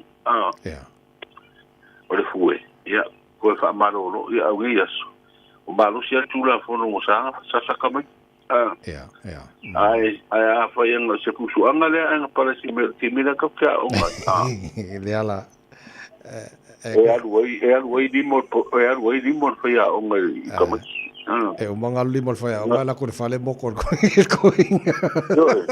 E la ku fale me la me uru me no fase va ma fu e ko asa ko inga ko abe. Ko abe. Yeah. Ale ya so ya o me ale fa ma ka ku ka ngo ya wa te chat te pa nga so ho yo o te mia o nga le fase ya ya o nga ma sa ya o ya ma sa matua. Te baba ye wa nasa fa tontolo yo tatu o ranga o la iki mai sale ya ne ya so ki wa ki e kama ki o balo si tu la fono mo kwa o fa sa ya ale tatu te baba ye ki ya pe o vai fo ile o isa sa wa makanga fe wa mi o tamai Amal mana lo titi lo tu e fio anga fo ile o le wala ngalo ina ya pokala me tapen penanga fo le mo tai me ngalo lolo a mesa la fio anga le tau la tele sami tu le lo ma tu pitro tu le atu le pata ale ina ya fio anga ye ba tu lo lang malo sile pokala me le malo ya o i sale panga ma si papa okay ina se tu malo le pale sa ye le pokala me ko i yo pokala me le sa fatino mai ai nei tau sanga i utona ia tu ni ko no ma fi anga ai pe wa ma fu na fe ia o i se tala ia le i fi anga ne sa le panga ma si pop i po kala mene i o nga mo ta pena ngai ni ngaru lolo tu pu mai ia ni si ne yo o nu usa matua fa ina la vaile ile tsunami ko le tau sanga do afi mariba wa ta tu baba i nei o le tele ai ngai ni sa le panga ma si papa Io si tia fanua yuta ma ia ile ai o ia male maru me o malawa wa yuta I fanua yuta o fio anga nei ia mo ia lo ia ini si ainga ia matelo pisi ni si ho ia o fale tu matapanga fale apitanga matapanga ia ai o tote ne o ainga lune o yuta uma ia pe o le to abatua o onga nei na ia awa wina pea malatu si le fi ai tu langa ho I ni tape nanga tu le mai I fa mo au tua I fa sa wina ola mo soi ku ka tu le mai ni mala fa na tu le pela o suna mali le tata la no ile mata watolo I inisio vai ngala litai fo le America Samoa elina fo ile o le ase silsila malo ile tu langa e ono ye ini vai ngal mafuanga wa silsila malo nei tai pe ese awo o te no temi nei I o miese fina ngalo fala o te le malo I pe a foi ni fe utana inga ma America Samoa ya la foi tulanga pa va malo pe a o le mata watu I America Samoa ya te de ni si foi o ma maru le tunu ui tu ile ma manu o fa dio la tulanga te ia fu fuanga malo te lo America ina ia eli tai Dia tata no lava ya sol melo le seabed mining o le eli na wole le tai ko isa I dinga po I ni ya nga o po di o fa na tu lo ta o to I o nga sami pe o mineral e matu la nga pena ya pe eli ke o mo ko se swa u pe ya wa o si me ona mo mo nga te fa le wa e pa e sa wo swa u la lo le tai ia e pe o le manu nga fo ele to telefo o afianga mai nga nga le eli no le tai manu nga e ona afianga I le ola wele fa na tulo o I a mo fi ngota o le amu ia o me o le fa lango ia so uma o le tausinga I tulanga I ta mafa bo mai sam ia al saunga le mur si manga pe o bana na saunga le muri le o si manga nga te kwane ia le tatu te mate tiwa le te wawe tu pe ia November le fu November tu sang nei le fu malo America tauna fatino nga le ia ai ma di fu fin nga lo te o ri tu ngai wa sa tu le fu o le na ia fa ilo mai le fe lo fu tu stala la mai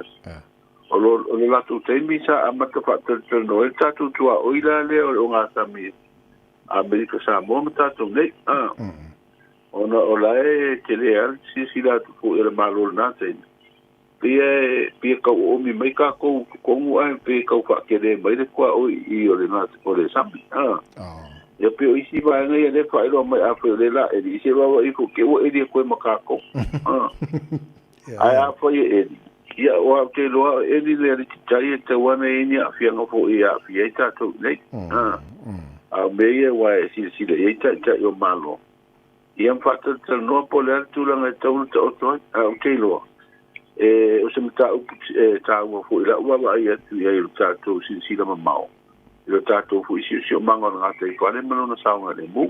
A whai o rera, whai ngā runga ne. Ia, a tonu wai le i le fuanga o le whono fu le atua Samoa. A, pe a tau sanga nei ia. Le fu whai le whono le atua Samoa e. Whiro e fu taita i o Samoa ma Amerika Samoa. E loa le awati e le mta upule whaatara no ai pe a. Ina ia ta oto i lango tonu ia se fuanga fu ia o le whai ngā runga. Malo fafte tele more nei tai au o mal tau sa malam jangon nei vaso tau ia to uana i wanga fo i ni bel i le tele i wa fo le monia i tulanga le elino le a fi sa mo ele matua malo sini ti mo to e pa no fa to u ele na ka maru malu fo i pe a pala sini ti mo ngam ia e lorua ke au koe mua. A o au sa video le mta poru o leo ti ai le tātu mutunuu. Mai au mai ai au manai timu ko ia fi sa mo inisi o teimi. O le wainga le tau e upitia se vaenga le langi au ia manai timu le auri i vaenga mago lunga. O le whaelo mai le ofisio le tau. A matatu tai o le soruru. O le ai aina i timu pu ulunga le atunu. A stofi le skoraini. La materi na le lewi o le tau. Ia le tala pupu le tau mo Samoa. No, fafte tele. Tari le tino foi tatu tala mai Samoa pe tala valu. Ia, vatu la banosi e fa ilo ta pena wo foi fa fonga le tino fa mo mole. O le ua ma te fatara no fu ini a fianga Samoa mai ni wingo le tau le ni o le nino. Ia ma o ia fatara no nga fu yo lo tau sisilai se la ve i te tupe. Mai le company insure le Pacific Catastrophe Risk Insurance. Company insure le na mo wale tato lo se la ba su lima feta la America ina ua te man tu ko ele ma e tele ko ele sa lu sia a tele ni ia na sia mo ko ia tu ni pe tato le na le be le la na mo wale tato se le ni na lo se la ba su lima fe America le la sa ye ko ko ele ma lo te wai ma lo e nei e tu for se le ni na e tu i lu fo ima ai nga sa fie o ia fia no ko isuna ia me la de soile o lopo o fatino natural ai o talwanga ia sa foi el vaso de tenei tau fatal no ai ni si fenga fa vai tau tu pesa mo e fa angala in sure o ile o tato pe ati o ia ni me tu le mai le i winga le anga le tau no le nino le o afia ia tato mani si o tu no Pacifica e to se furu te mai ta e lus futa si ali o po ina ko ina mori e yo ska ina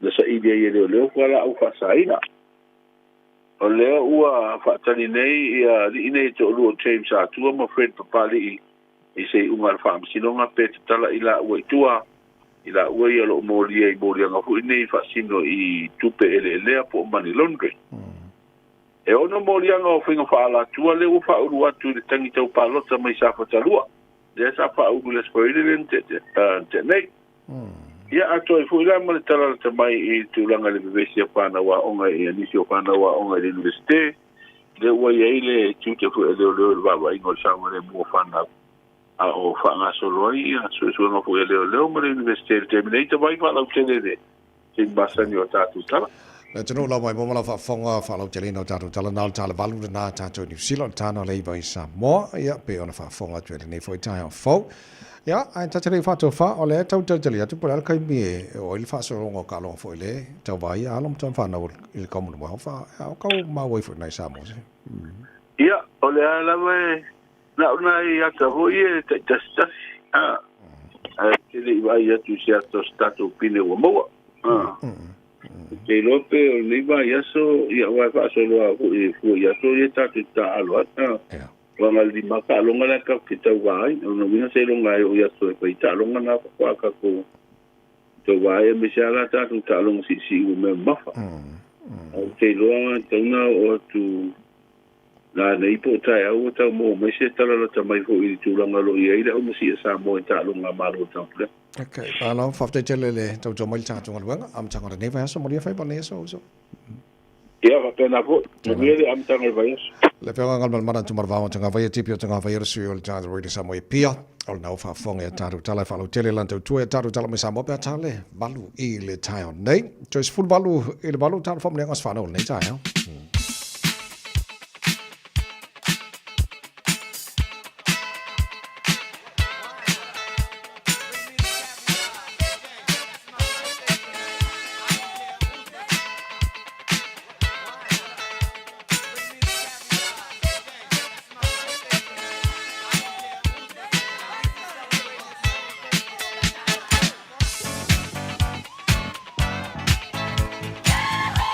tolu fitu tasilima i tolu telefoni matala mo famniangos fana ole so los fitu na you lie on air radiosamo.co.nz of no fultan to emaili Facebook mari YouTube or samo wala manan fa na fa tu ina mai tar famniangos fana or nei fo tai of fo famniang lo tapa va tulung ol tan to Facebook famniang tulas fana o san atale i le so los fitu na or masin you lie wa toile tolu sumar valu te sanga lon na sifua vi ile lo fole tua I nei te sanga ua fa popo I lona sifua to anga tausi si lo fa nausan ole luolu mana ilna ya so luma lo fa ngana batu io matua ya to fama le autoli ya mai mangele ya mai so nephews mo nieces umala God bless manu tele aba ya lo waso fanau de niaso and that's from Tufa Aman tato telefoni malo si formulia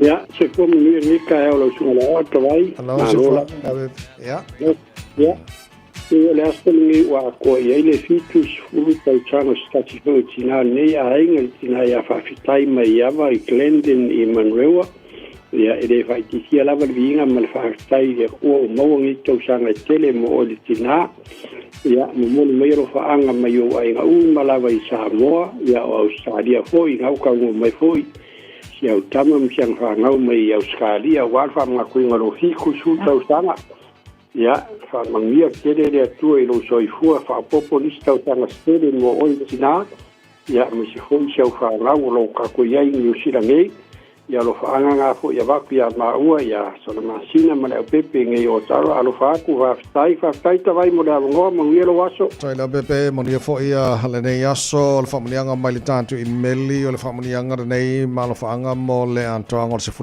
to sango le fine pele Dominica Watisone to filau o le vinga mal fa manu ya mal fa ne tanga fo ilea e lana fio ina wa ya le mai nei to sanga tele fa popo I lo wola o te talo ile tua manuia fa sanga familia mai ia ma tulu I pianista sanga se tele mo lo sifua lo fa ngale ma vai pe mo oil pele mai o matua especially lo wama and alo nia God bless manuia tele lava ia lo waso fa na ule so and that's from Watisone se o baba basis family ang nei tai au okay so tato family ang mana ya lelei tana yona mo fai de scala al malo al capo blues I le matatu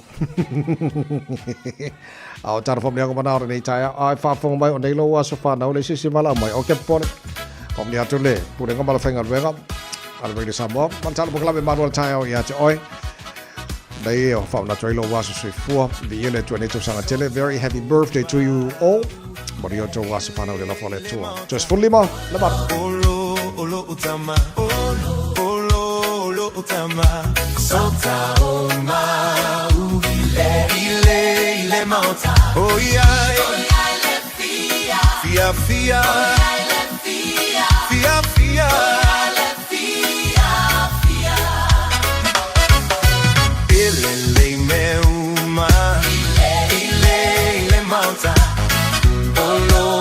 Utama, olo utama, ele me uma, ele mauta, oh yeah, le fia,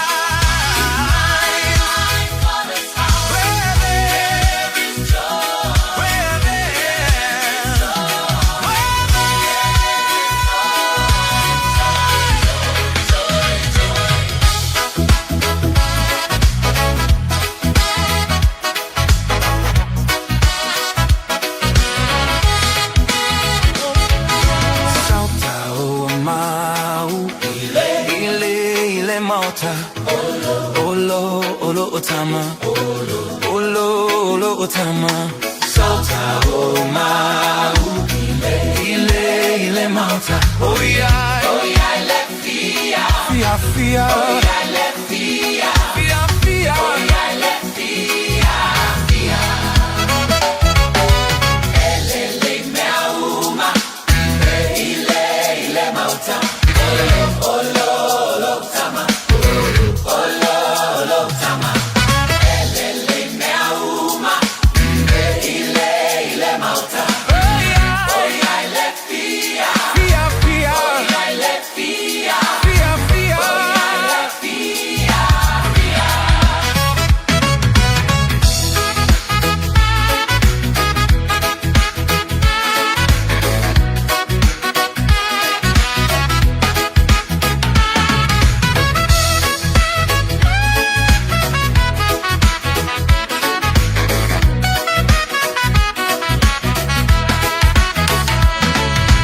Come and go with me to my father's house. To my father's house. To my father's house. Come and go.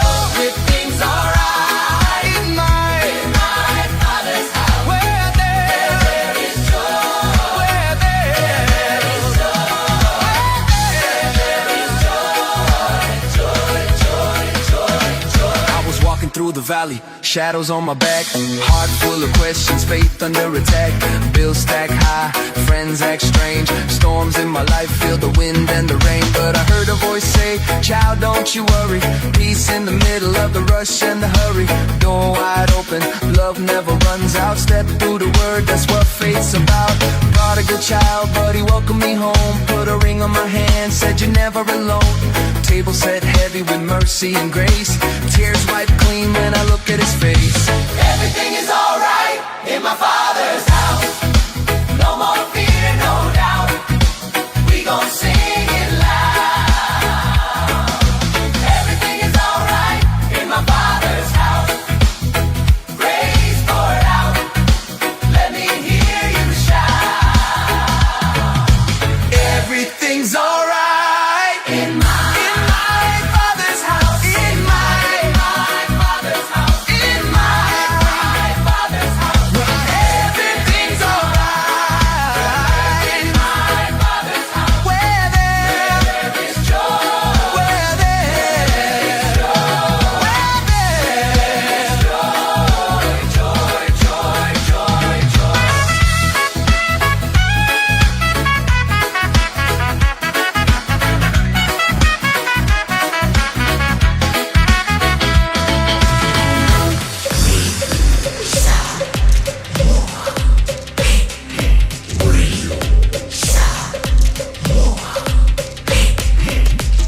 Tasilimoivo tu, amo.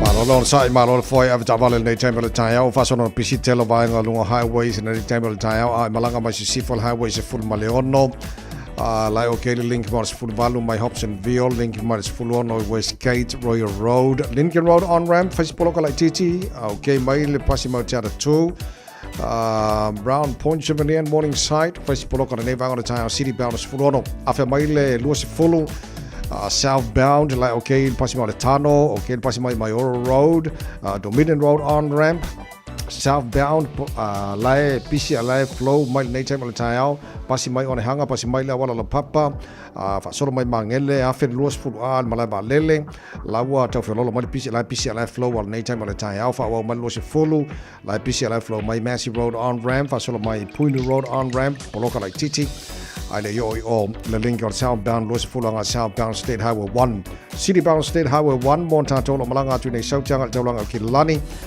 Polokalai Titi le Manurewa on ramp and time of the Tayao Fasolo Twai Istamaki Road on ramp High Brook Tip Top Corner Mount Wellington Face Poloka the Nevanga Tayao Pasiatu Green Lane flow delay New Market Kilis FC by El Taulanga Kilani North Shore Tomorrow Poloka City bound Northern Waterway around Forest Hill, Fasolo Mai or Tia Valley Road, Wairau Valley and Takapuna, Face Poloka Nevanga Ole Tayao. Tala pe fia se whalu lawe o longo ina mai e waka ko tahi nei tai mona tai au ta bale. Whai lo whai mene lei molo matala nei tai au. Ina ia saunga le mulanga i. Tiute mga ruenga whapena fole monina to maitila. Ongara nei fo tai au. It's simple, it's quick.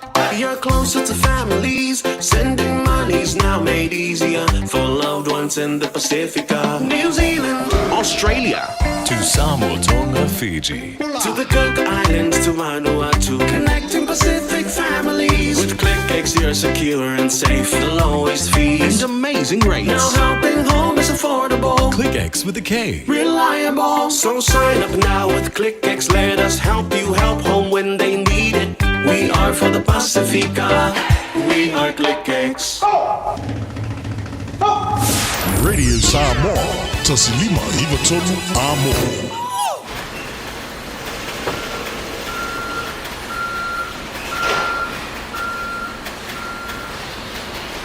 Tole, e ka ano furi fai ungol vai aso. Aya, wai ango mai so. Le leila, manguia ka no.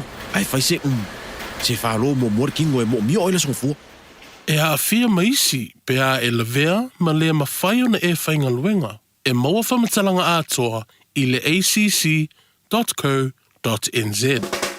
O e sauni malanga i Samoa. Maratua lola mana rento solo o maua iso o seitu ai ngā taavale e talawhea ngai mau mana o ngā. E mawhaiora piki la taavale maile malewa lele whale o lopo o whangalii. Whapelo tātou o fisa au tui ala fua. Pe momoli atu fo i le whalitali malo o loo e whaamautu ai. Ai ngā whaabitoa. O lo iaia tātou insurance cover e te fili mai ai. E nani tupu se whaalewelave ai o loo iai le whaamama avenga. Maratua lo iai le tātou account i New Zealand. Pe lafosa fo i le moana rentals e whaonga i le Pacific Easy. E whaonga i lau credit card. E whaatino ai le tongi na o lo sa. Mori se whaamtalanga wala au le Pacific Easy i le ovalu se lau. O tasi ono po onu mera masani au kilani. O le lua fitu ono fitu iwa fitu wha. Po le lua fitu ono fitu iwa valu wha. Talo sanga e transfer o i le moana. Pe asi siane i le tātou Facebook o le Moana Rentals. Po le upenga te wha ilangi o le moanarentals.com. Moana Rentals o laupa anga e taitolo ina oi. Au e malanga asiasi i Samoa.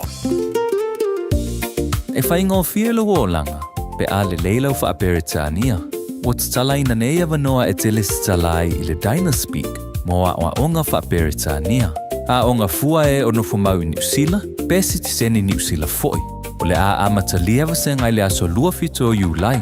A whai e te au mau i Hamilton, Palmerston North, Lower Hutt, wha apea Wellington. E tala whia ngai le Dynaspeak, e fsosoani mo oi. Wili mai loa le oiva, lua lima ono fitu whātasi, lua lima ono fitu whātasi, petana i ane i le upenga te whailangi. Info Dynaspeak at twoa.ac.nz.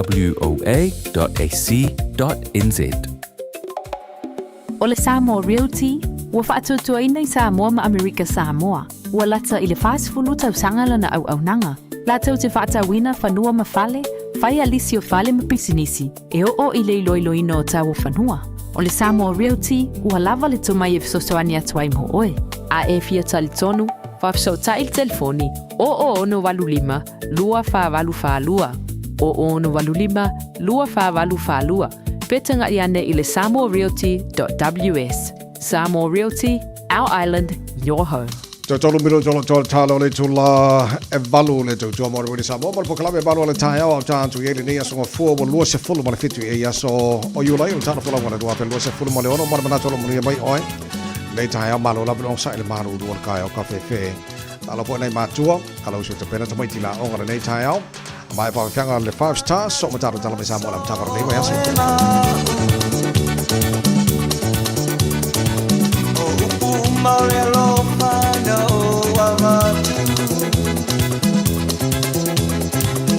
Maali umapoina yo manatu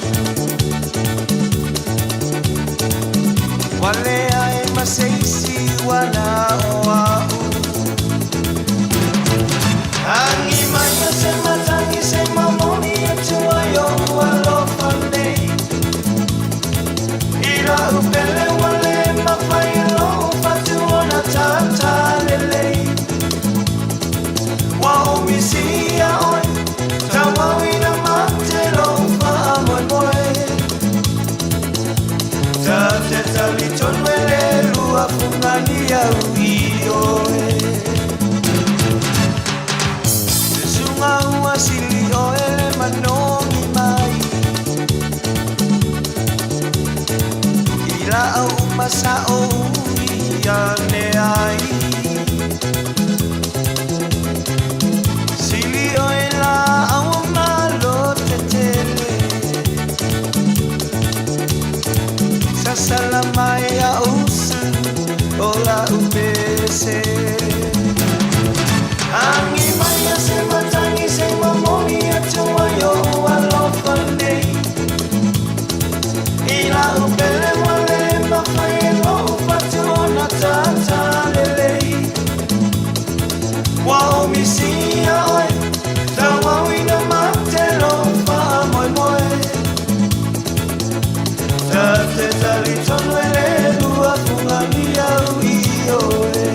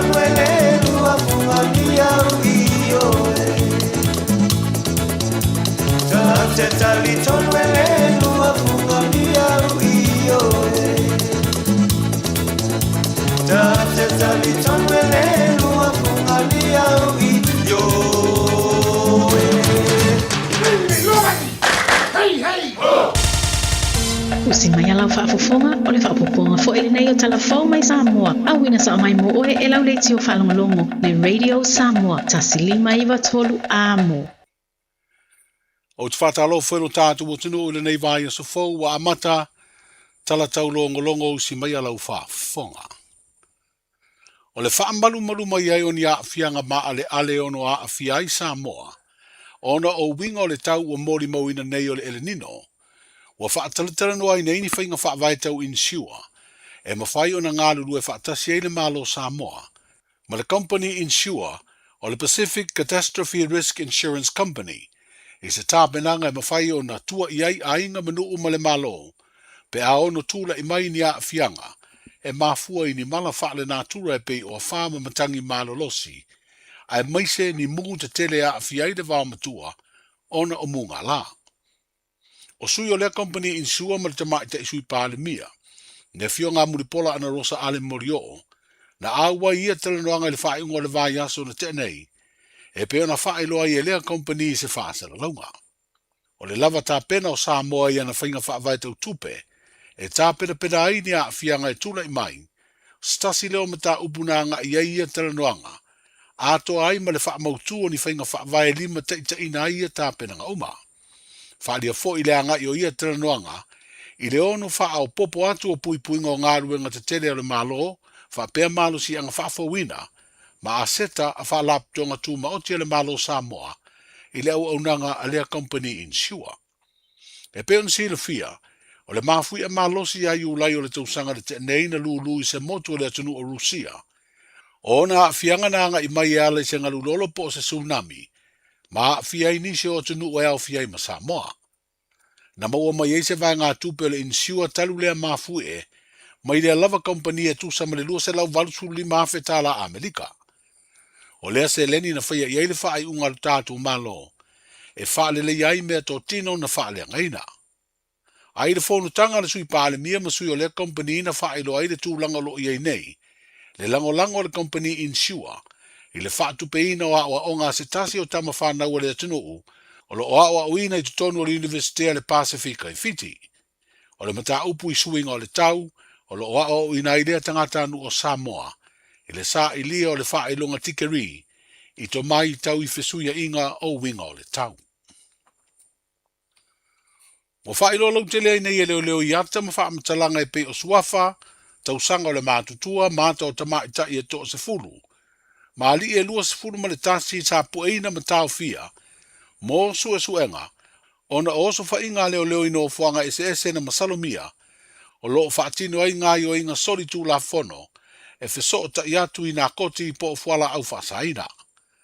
O I lātou o whailo e leo, wa o fiaini tamai ta I se to lua, o loo sira fia le to tele le nei vai tau le taleni o le musika, e ala I la whatunga o pese. O I la ua ia o Sfire e Sarah Lewis fufata usanga le matua, ma Lena Oliana Bennington, tolu sfutasi o na tausanga. O sofa inga leo le vale aso sfuru ono Juni, ma le aso lua sfuru tolu Julai, na pu e nai I lato uma ia tolu sfutasi, ia mo sa uni e tutu la I le whaam sinonga, e tali I mori anga leo. O le aso ngafua le nei vai aso e toe wha awa wai le tango fia le whaam sinonga maua lunga. O le talo sanga James tui sa vailu u atua, ma Fred Oliver Jr. papali. Leo lo fi nau e ale le lalo ia e te tala I la ua itua, e whaatari ai se aso e sue ina ai o la morianga e tolu se furu, whaasino lea I tupe e lea po money laundering. O le asfareile o mawai na tango fi ai e le whaam sinonga maua lunga le talo sanga ia ali e tolua, ai o lo te leo e te tala itua, ai tau fia pe le va inga leo, I le whale pui tanu malala.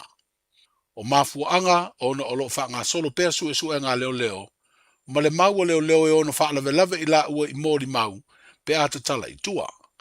O James ma Fred alo o moria ia fianga o tupe elea, ono o so tanga I le whaalawelawe I Vietnam o mori aini ali te levo e to lua mai Samoa, o lo tau fia leo lea tunuu, mai le to e maua mai se whaamtalanga I leo I Samoa, I se tu langa I feuta na inga me leo Vietnam, lea na ave I eifesini mo ni talia ia ali te levo o tātu utanuu, lo tau fia I pea I Vietnam.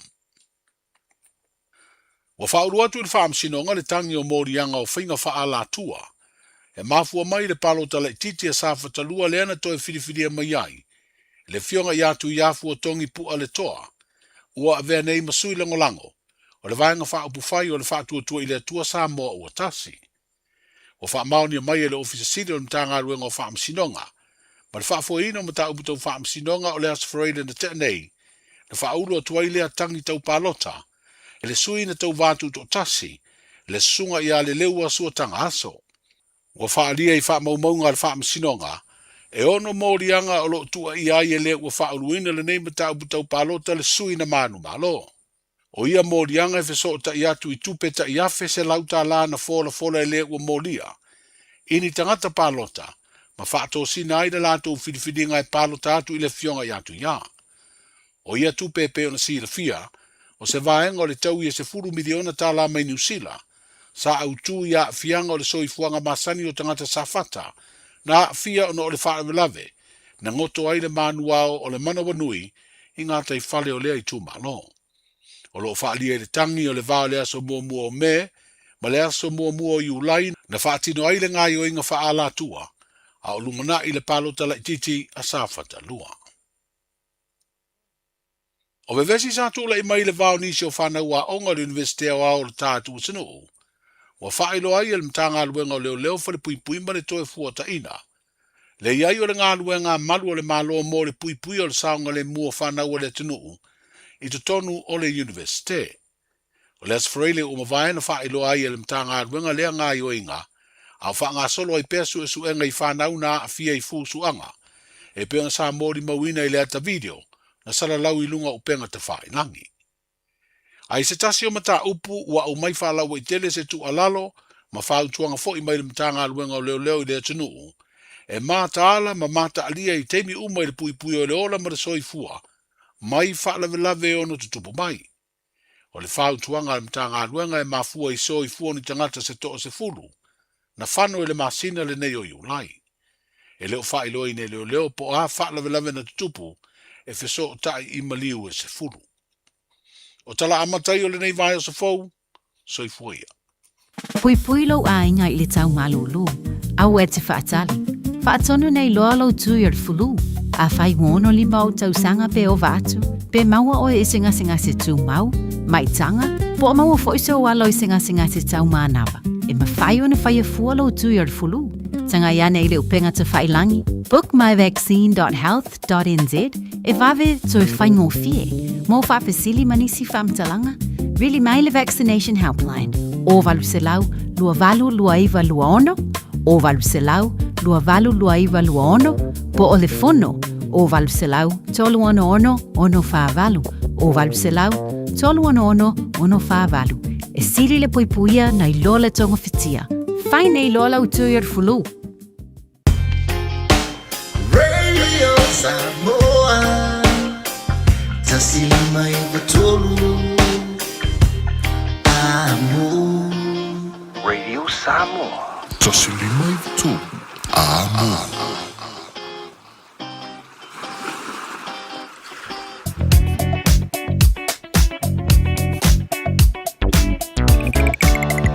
Lord boy have it vale nei time le tai au o fa si pisi telo lungo la wala nei time le tai au fo ia ole tu ala lo fo male fa mana tu le taro kala me fa mon mole se ia lo fo ngia nei fa nau te me kolosi la wala ta vale ave fa mo boy te mai ti mo so na fa so ina la ta vale e va nga o mo lo kolosi nei fa nau la onga nei sa ngore mo nei fa nau na aso amatane o la tu wa onga nei fo i yaso te le va nga la wala poloka so se va nga la wala ona moni to mai ti la onga nei tai mo to fa yuso la tino tu te ma favor amatanga nei fa yaso lungo ta highway si papa yatu ko poloka mali malanga mala vale le los furu a la o ke malanga mai o le tano point sevelia southbound fa so mai Mount Roscoe on e hanga a felo pasi mali mala wala la papa a felo mala vale le los furu a la poloka mali nei va nga le tai fa wa mai poloka la titi for the massive road on ramp southbound but so mai lava link ole around Lamby Drive southbound link or southbound or los furu southbound state highway 1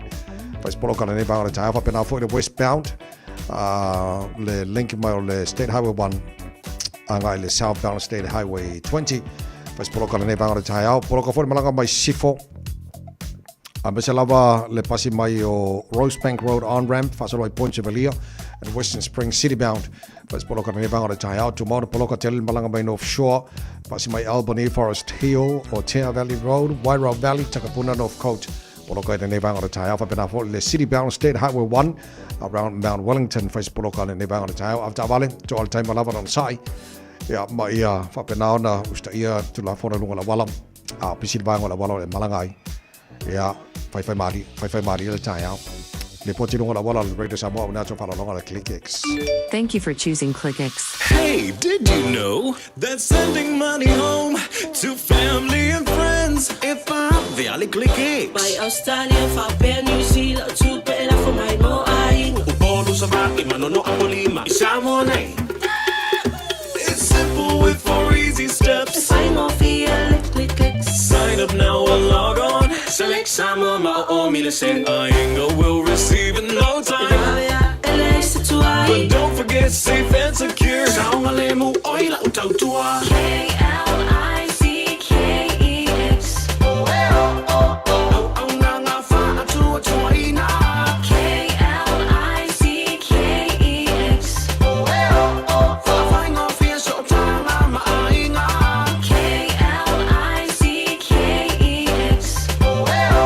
Supporting Samoa with our very best. We are ClickX. Samoa o Mr. Cowboy le nei. Whaafafonga ma mai mo mai pēr i le Radio Samoa. Yeehaw!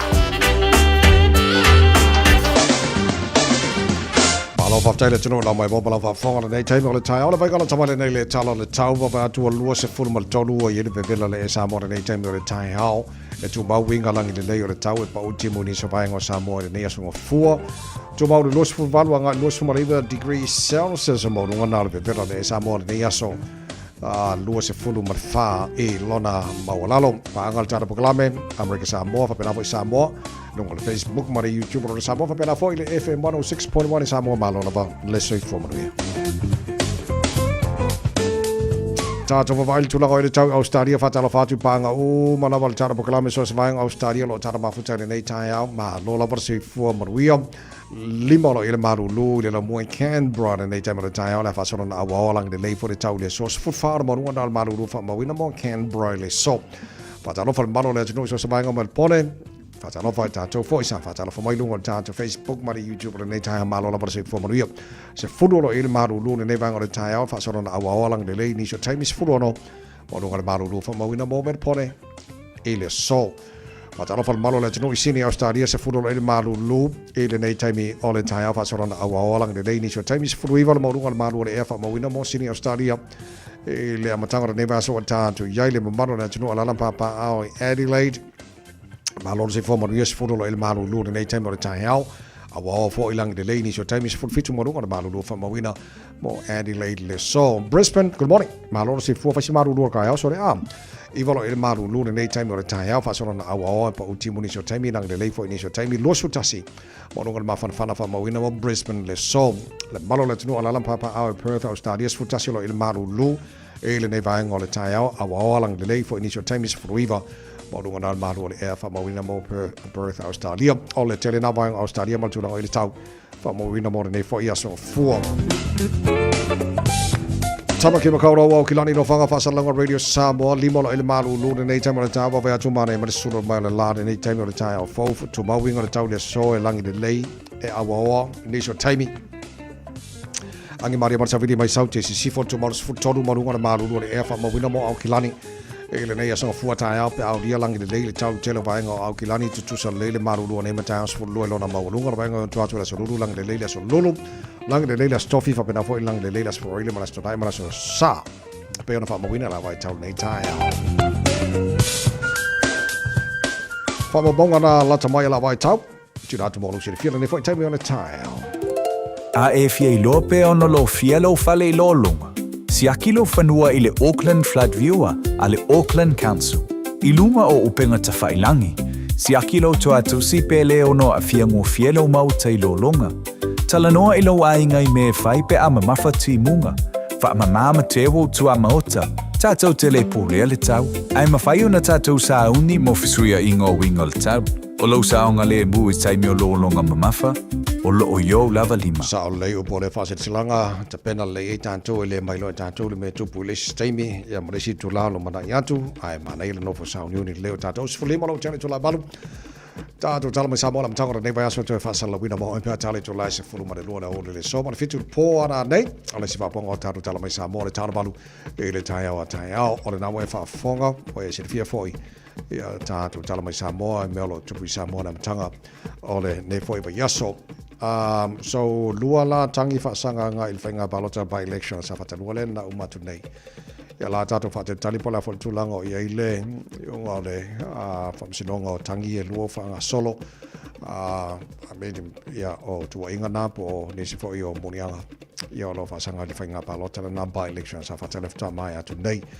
O le afo e ofisile ni le fenga mana ki misaya tamaitia on o faisile va tele va sa il tu langa le which mana I tele mo onga ai o vesinga I masane ai o lesia onga fa sanga I lesia onga le vesinga le tupu mai last week ya por bason tatu nei o tamai tia tono le university so o titilitilo usu tu nei la le tai wa tele lo pala mele ya tamai tia na 2.5 la por me o tu mawana o la onga ia po fa marolo mai la onga nei taimi a faisu su nga leo tela mo tino le le winga lo silen finally le finga ngol mana tai o lo winga la a watu nei fo I pe afa pe la e fa tanga na watu la onga fo le a ko ki la ko ska mai o lo winga tele fo le mano ono to e ia pe ia watu tonu a loto fa le la onga la to investelen tu mai ia vesinga tamatia ma ga ia fusu pengi mana apia o me siri anga kau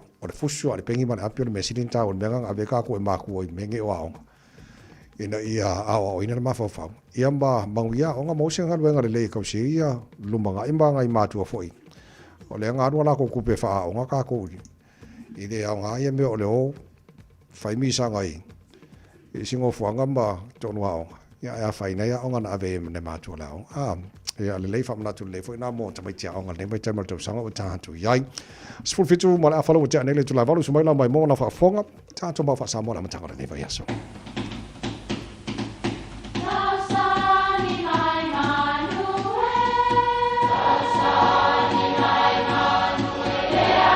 Fire. E o whanga manu i ululu o la au, awa e whawhanga I funga o la au. A o le tangata, e whawhanga I upu matala. O le mawhileo o alanga upu mamuanga ngana Samoa maona whaapongai, e a fua ilo na sio mianga. O lona lea sao I le whaatufunganga o le iloa whaale aso, mai le tautua se ia o ina pule. O alanga upu mamuanga ngana, ua lanto mamanuina le tō whamanino a Samoa, mana tua foi, e tāo fitau muli le atunu. O le whale o tū mua mapule e pola I whetalainga. E whapele mau o pule ono I Sawai e au fiai sa le aula, sa fotu la whai, sa fotu, vai singano, sa tupaitea mapalauli. A o tū mua, e whaasino le ia le ulumoenga, tui sa mau malufilufi. O nei mamalu e li o I whetalainga.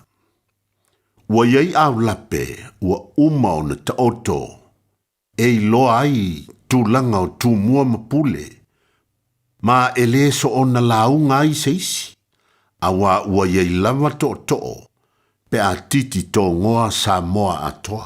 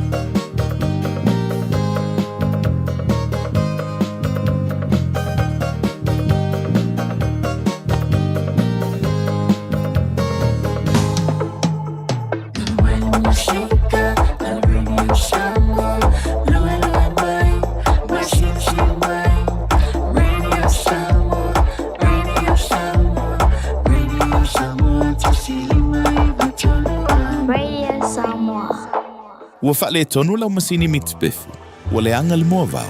Ele leo na whaatonu I le haso sa wawanoa mātou te au ina ai, lau Auckland Council Inorganic la pisi. E ona mawhaia o na toi whaonga tai au. E au ina mai la pisi mamafa mai lo maota. Ina ia whaititi ai la pisi e la foina I le no fuanga o la pisi maasani.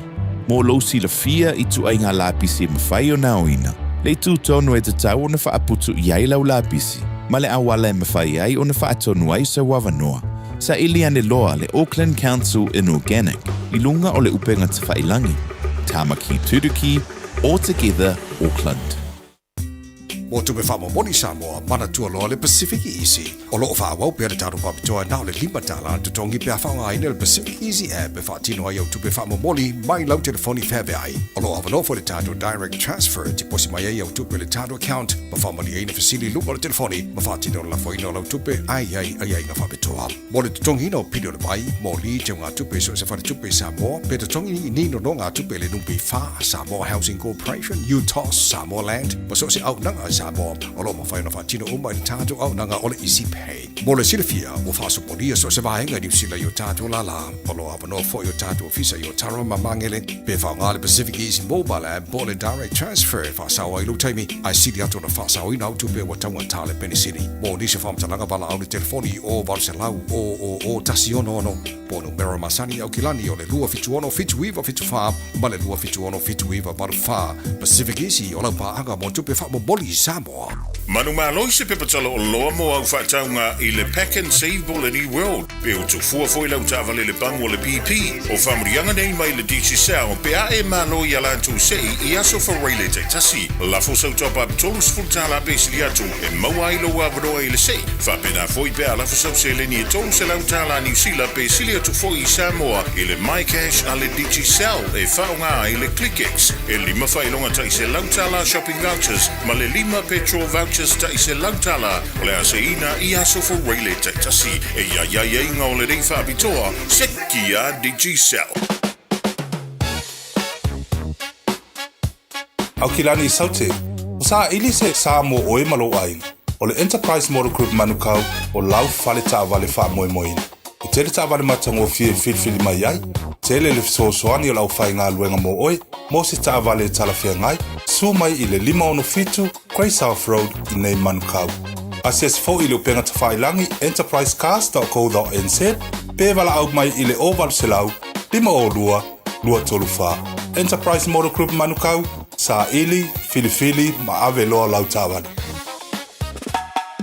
O mo mia ni ngaluenga whai I lo whali. O le living space o lau company if so soani I le whale leo maota malawa. Amana o mia se papui pui, carport, canopy, pe wha faulau heat pump, whaisau deck, wha peta lau whale, whaapsota I mai I le living space. Whaia 4 quotes, mau le fisosoani I le finance, e le aise deposit.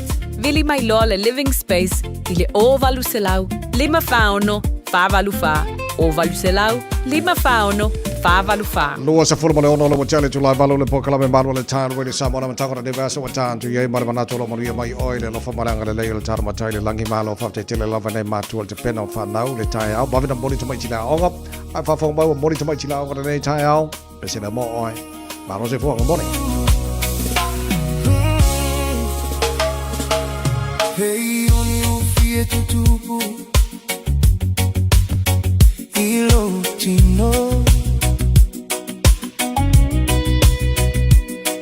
Ua mateia le tupua Le asalilo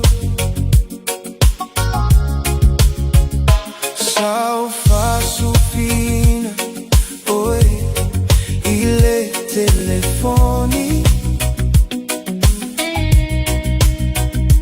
Tauane aita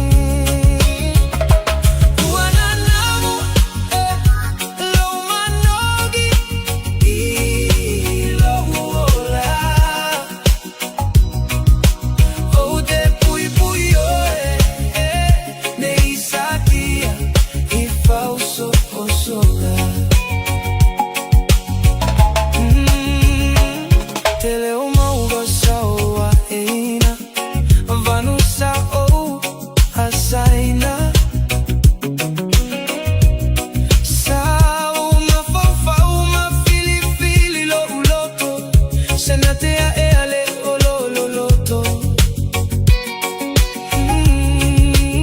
Manino le lagi Io nei lo imata Io puola utatalo Talo si ai tafaniata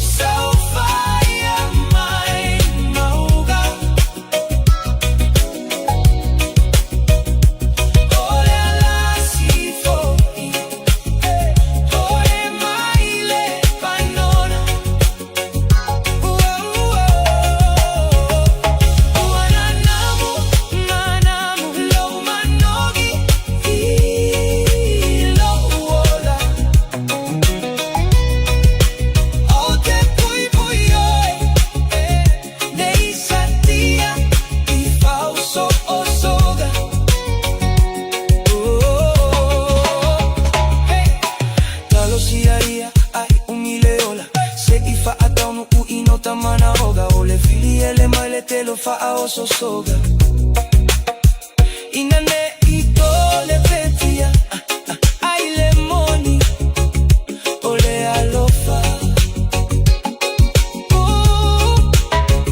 Oh desa afi mafili Mamateia Tu mau masaniga Ia todo malama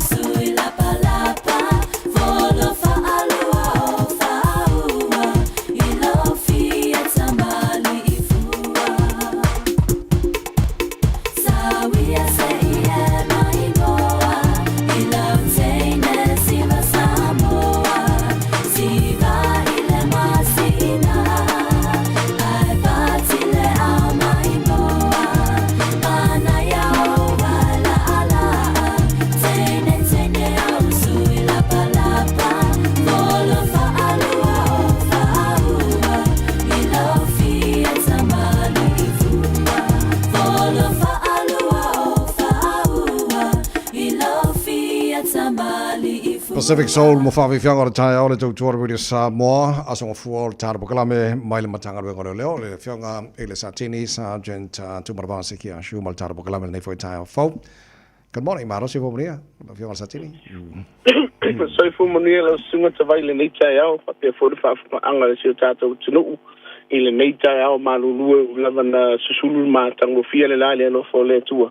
Ia a le ai fa no longo le maxi malu le ni tai au tawai malo se fumo ni malo fo tai tau tro malo fa tai ola ta amata o le mau te le o se fu ana mau ono ta fa la vita ta vale fa ona paso pisi fo tanga lenga ia o te le o tato fo tuanga le avatu lunga le ngata la via le tato por kalame au lunga penga te fa ilangi malunga fo yo TV i ni sila nei peita iani ele o yai lava ni o yai lava ni so la to welo ye so la to mana to mafa mai mau so i fu tala vo le ana mau le weekend vai o no o le fata male le so no sa o no le awala o le la lo fe so swinga an tanga wenga le o ani si o mafu anga ese mai le sa mal so no na tilo ye ta vai mar fa fonga le tunu se la unos fulu kilomita le tu la no atu sa si la ye ta vai ala via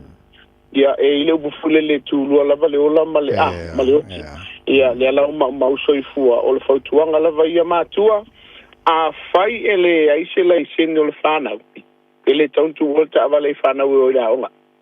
Lua, a fai wa restricted le whanau, ave pēr le whautuanga le whanau, a wurso no olunga o tātou a wala. Ele ngata vui whanau tawai.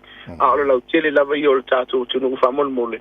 Le sao whatu la whanoina le kulianga e alu le sao le naim whana wha le mula i titi. A ia whamauti noa le lei foi. Olo e mātala i le whafoina lo sai lungo o tātou a wala whamol mole. O te lola si whanga tāua le tūlanga le ala o whionga satini fo. Le mole atunu a si le fiesta vale o lai e alu lungo la wala sao le uska i le tūla whono. Konga pawenga bili leo leo. Ta ua vaenga lea. Aua e te turi pete folo ta vale lea ua langa e no la matia e lo saunga le mu. Pu e lea ta a e o le si le vaenga ta vai mana i rafo tuanga lea. A i e sila fo. Ke ua mo e se leo leo whaasala oi. I le whaonga ina le telefoni. A i e mai tau le lele numera lea. Ona vili leo. Aua te ua telefoni. E tu tatu telefoni au ta fafo leo no foma e tana noa. Awa e ono whaasa o ina e saunga le mu e le ngata o i lava ia. O le tangata o loo whaale mafo, whaale mi ngā lunga la wala. Ai, mai sere lau tero le tātou tunu, whamolmol. Mana ia lei. O lo mau al neva i taima le manu lolo to tele lavana i pepe foi. Masala mora i tina i lanto pepe foi lele. O le mol mawina al mtanga luenga o lo o ia tamai tolo o umalanto wala na whatabala fo ia tina ma. Sa o le tawai, o le sile vaenga o le aile, mawhai o na malo lo, mtanga luenga leo ma le malo. E una ia peo tātou mātua, mese lava mātua lai ti tu lor whaafonga lea tunu. Wa aile le se moenga e wha moere le geile a tali po lea whino. Ia ai maise o le si vaenga a whai o le a o tō mo moe whaatasi ma le whanau. Maise alunga fu le kaunga ko vai o tō poni vaenga wha pēna. O lo wa ia pēa le whaatamala i soifua o alo ma whanau leo wa mau. O le ara lo whai susuenga mtanga luenga leo te mine nei. O wa tonu mafua anga lena ma wale soifua o alo ma whanau nei. Ado tele la voi lato. Ia, tu lau fo ilenga ngana o la whaonga ina Samoa. Ua tau mia. Ua tau mia le taimi o malo longa ia o le pou. Ia, o le leila vā le tina. Ia, e mana mia fo ilea le sosone niso le tātou wa inga. Ina ia esele le alo la titi lea e wha moe se si vaenga sa unga lemu. Ia, e whesina malo longa tina. Vaenga ia pito, o le whaingo fia ia ta vai malfa whafunga le tunu. O na whaianga i oinga e pui ai peita iani. O lo mau e lava soi fōna i alam whana la i tini vei te mō tau sanga lo whaisi malulu whamula monta. E o te lo le si vaenga pise fo i am tanga renga leo. Mene o tamai tia o ngā le tupu mai a besinga i bawa o ngā. Tumatwa. O le si kama kiki o le aluma whea vea i a au penga i tonu le a onga. E le whaatanga ina mai le te tau o na whaia le tūranga. O i fo i mātua e tā ua lo talitonu ina o le whanau. E siaki leo lako ako i le staimi a. O na wā a fia koi foanga i li whai misa ta vai marwha whonga le tunu. O le au malo vale tulo le ngana o whanga ina le tai au. O le o koe o wha le lea onga. E ako whai pusuanga. O le si vaenga. O lo o iai alo ma whanau e lo to ia o onga nei. A le uo whātupu e whalavelave. Le alae e tele lava ia o whale pasi, whātari pasi, o whale fo ia whaatali e na foafi. Le olo whai ve singa ia e umakua ila unga maluato ia. O le si vaenga o mai tau ina mtanga ruenga. O ve vesi ia i tainu o ta alonga i le weekend a alo ma whanau. A le furinga mai o le uo o lava i tua atua umar ta alonga o lo whai e ve singa ia. Pa mole mātua, tala noa i le whanau mono lato saunga le mu. A whailo o ese māsaro salonga po o se pōlenga i le lamatia o se fua. O te tau no mātua e piki whanau mai la unga whamona mone au. La lei au tātara noa, ia o lewa e sau noa i nei whanau a mātua mori tu mai tila onga ma piki mai la onga, ia or saunga le mua whanau, ta mautau ave tai o te tasi, ia. Ta vai, whaftai, o te le oi loa, po o le lava o le whaasoa, po o le ai ama se popole te le soifua malolo ina o le whanau, ele o ka miki lo ke vai le te mine nei le tai au, ta vai le whaita polo kalam. Ele o yaini o fuma whana whana. Ai o le maaki o le maluru, e o lava ia tiau i o fuma whana whana tu lor whaafonga le tu nuru le o whai al tai au nei. O le sa vani me ngai ska meki e o tia loto o la pi rima. O la ke vea kula e malili. O le ala o tala noai se tasi o whai au. Nga pe ingi teke ra le a o nga fudili. E spea mo i lato mātua. o lau mata whaiei o le whaamauti noa lea o le lei la e o le whanau. Man tua o le sido anga le tawa i whale ango i kako. Ai ala matia so i fuamarasanga le mo le whanau. Neglect ua e tu la voa i le whanau. E ono iei vaenga i ono awhi ai. Oi, whamole mātua, mo moli le whanau, whaftai mātua, le mātua te whelo i te leo tai au, mo moli le whanau i lea onga i lumo la tō potua onga. 5 minute le tu ua lea onga, wata tauna i se matua, piki le whanau. 5 kilometer sa le tātou ta vale e tātou kolosi, pei tai. Wa iai manga ala i au tafa wa onga, o le waku umaila le tolu 10 kilometer, whamole mole, e te tau ona tātou whaatau ina, o usta ia ia vaenga.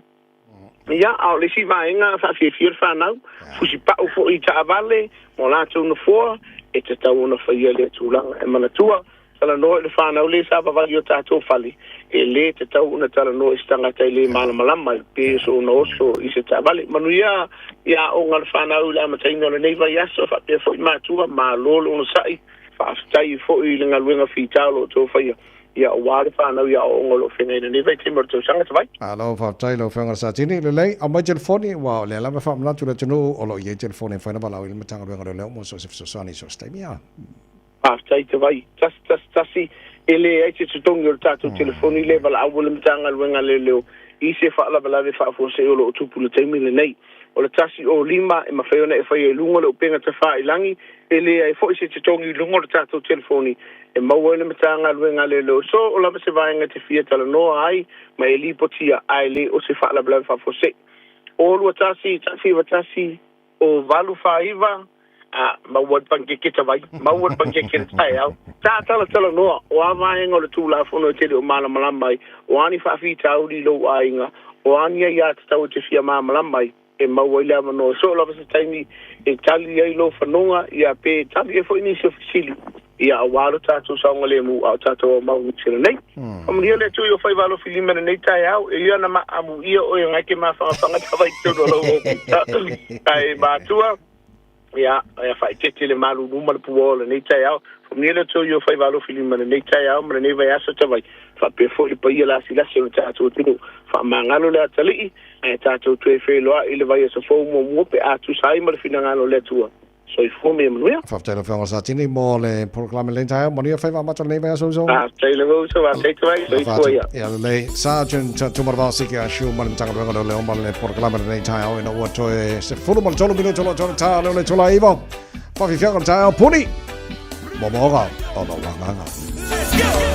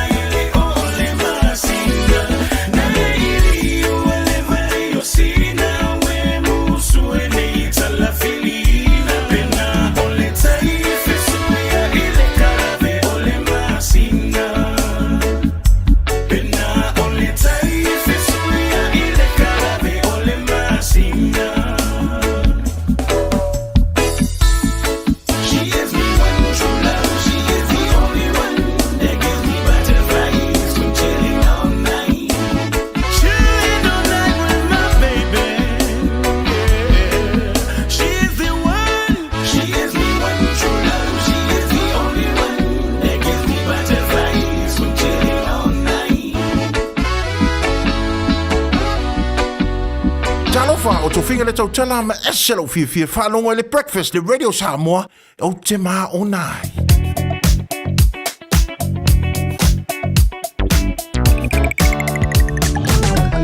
Palodon sa ia vale le taimi o le tai o le ta to le Spotify o mai runga o le wala nei vaenga lo poloka o le malanga le taulanga o Kilani por City Bound State Highways full maleono malanga le mai sifo lai mana ia flow mai o mai le link mai sum balu Hobson View fa so West Gate Royal Road Lincoln Road tara 260 around Morningside Western Springs and Point Souvenir fa poloka le nevanga o tai o pona vanga le poloka o lo tumon poloka malanga le vale le los fulu a to Bottom Poloka around Mount Wellington, City Bound State Highway 1, to Bottom Poloka around Wairau Valley, Takapuna, Bole City Bound Northern Motorway, Malanga Bay North Shore, Angal Tablanga, Kilani, Avtabale, Lungana la Wala, le nei tai au te whamanatu ia te oe. So statement whafoina le tavale te le o lo sa wa o saunga le mua oe o lo whafoina le tavale, saunga le mua pasesi o lo tonga le tavale, o lo whafoina ma saunga le mua tavale wheo iso se manga la wala, o lo whe malanga inga o le nefo iaso, o lo o ao. It's simple, it's quick. You're closer to families. Sending money's now made easier for loved ones in the Pacifica. New Zealand, Australia, to Samoa, Tonga, Fiji, to the Cook Islands, to Vanuatu. Connecting Pacific families. With ClickX, you're secure and safe. The lowest fees and amazing rates. Now helping home is affordable. ClickX with a K. Reliable. So sign up now with ClickX. Let us help you help home when they need it. We are for the Pacifica. We are ClickX.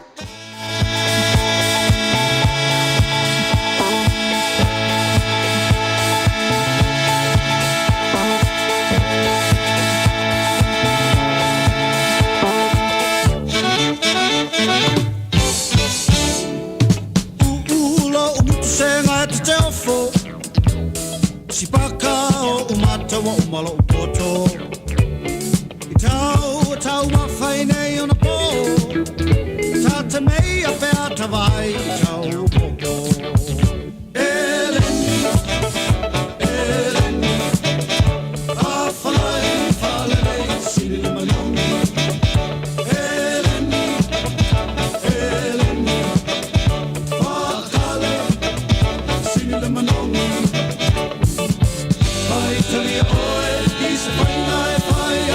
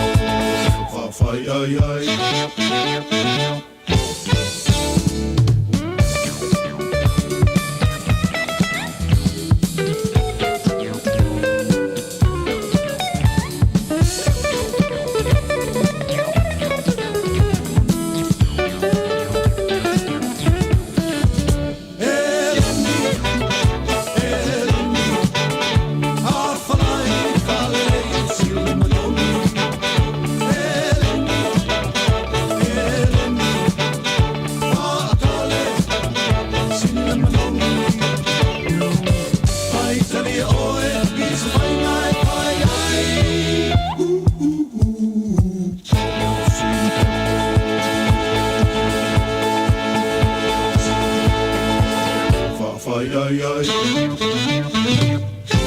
Whanana Jerome Gray, ma le pesele e Lenny, ino te whamino jalo jalo tale o tu la.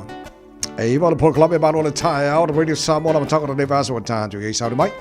O taro telefon, so I say ulu malau. Na ma le pese. Spawn Breezy, a warm morning.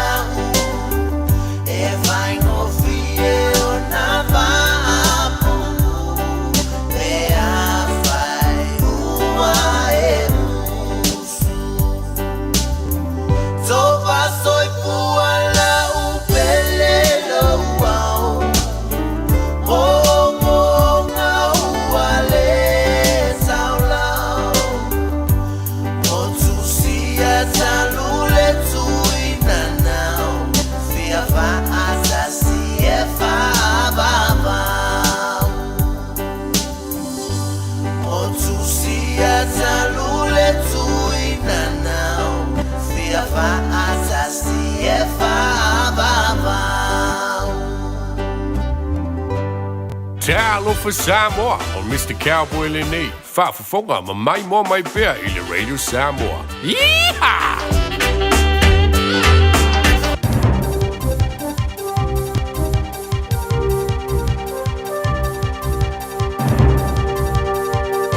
Fatalo fat tapo ngale tunu la mtango lini vai aso tala mola no futapo mai. O do tino de party le national ala to fa opoina so malolo ave mo matua de tongi ma de lus fuono le tos vai aso pe afaia to feed filia. O tal sanga ino for party el to fa ola ino le ainga fa tino por policy. E fa tanga I mantu ave na ordinai vai aso e po vai aso umo la to so malolo le temina vai tasi. Fa de inga. Na ilo se matua I tasi ave ina uma ia so malolo vai aso to fulu. Mfai matua uma to lu on ave fa tasi ia vai aso flulima. E pe ave fa tasi ia vai aso fa. Ona ave le matua tasi vai aso te fulu, a se fulu vai aso e ave lisi. Pero mai lu afe mare lu fulu o matua e ia mo lu fulu no vai aso aso malolo e ave aditongi. Mare si lu fulu no vai aso malolo ile tongia. O tal sanga ina ne national ye swing al fa poponga aso malolo ia matua e fa popo le lu fitu. Ile vai aso le teu sanga e lu afe mare lu fitu. Lu fulu vai aso le lu afe mare lu fulu valu. Ai le tol fulu vai aso le lu afe mare lu fulu iva. Sa fari el tama cha minister tupe Nicola Willis o le ai nga fatino fa fo wina ya somalo lo mo matu e ave at tongi e langolango ai ainga. Ai te mere o fa jo ina te cha el party after David Seymour. Ia tu inga sa fa Nicola Willis of up there o party after Malay New Zealand first. Ia ma fo anga sa le mo fa le national on fatini. Ia fe toto na inga somalo lo matu e ave at tongi. Ile no fo inga fa nga malo o ye name. O le aso na fisa for ile ai fa tino le national e Willis. Ta fa to sina le national if tu na ingone aso malo lo mo matu le lo fa mali lo futolo be time. Ta I fa ali o le ai nga fa tino sale yo ya le mali nga le party mali act mali ni sin at first. Fa ali Willis o se ma sia ona sale I ave ya se fa mo asa no level national e tilo fa to no.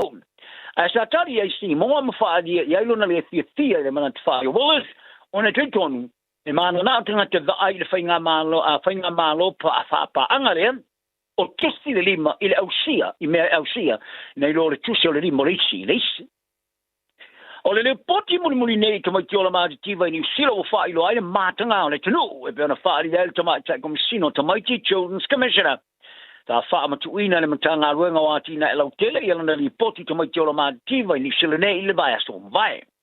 Ta failo ai le fatupula I o le numero tama ki feola e normal mau me la tu mana mi po material hardship ile au si o sfuna mali tolu pasene ile va le felu fu tolu mali wa fe mali fu fa mali sfuta pasene sai ai ile tolu te sanga matu fa le tomata ai komisina mo tomati Dr. Claire Ahmed ta le ma fire malo ona pui ya tau se lau fits fu wa fe tomati feola ma di tiva le keminai le é fácil fitua lima sela o fa o popo ia te mai le loa fima le lua pa dia Ahmed o le ni poti o fácil sulu le mori le matanga ia ni sila quando ni sila ta si dia tu le sala to faia mo to mai tiola mativa na ilo tu no o le Union Europa il spul fa pasene o le onga tonu fa tu ngana ai o pasi ni eisi o tu no e pe o le Tiania Lativa Italia Portugal e Cyprus e mo atu sa sila le New Zealand.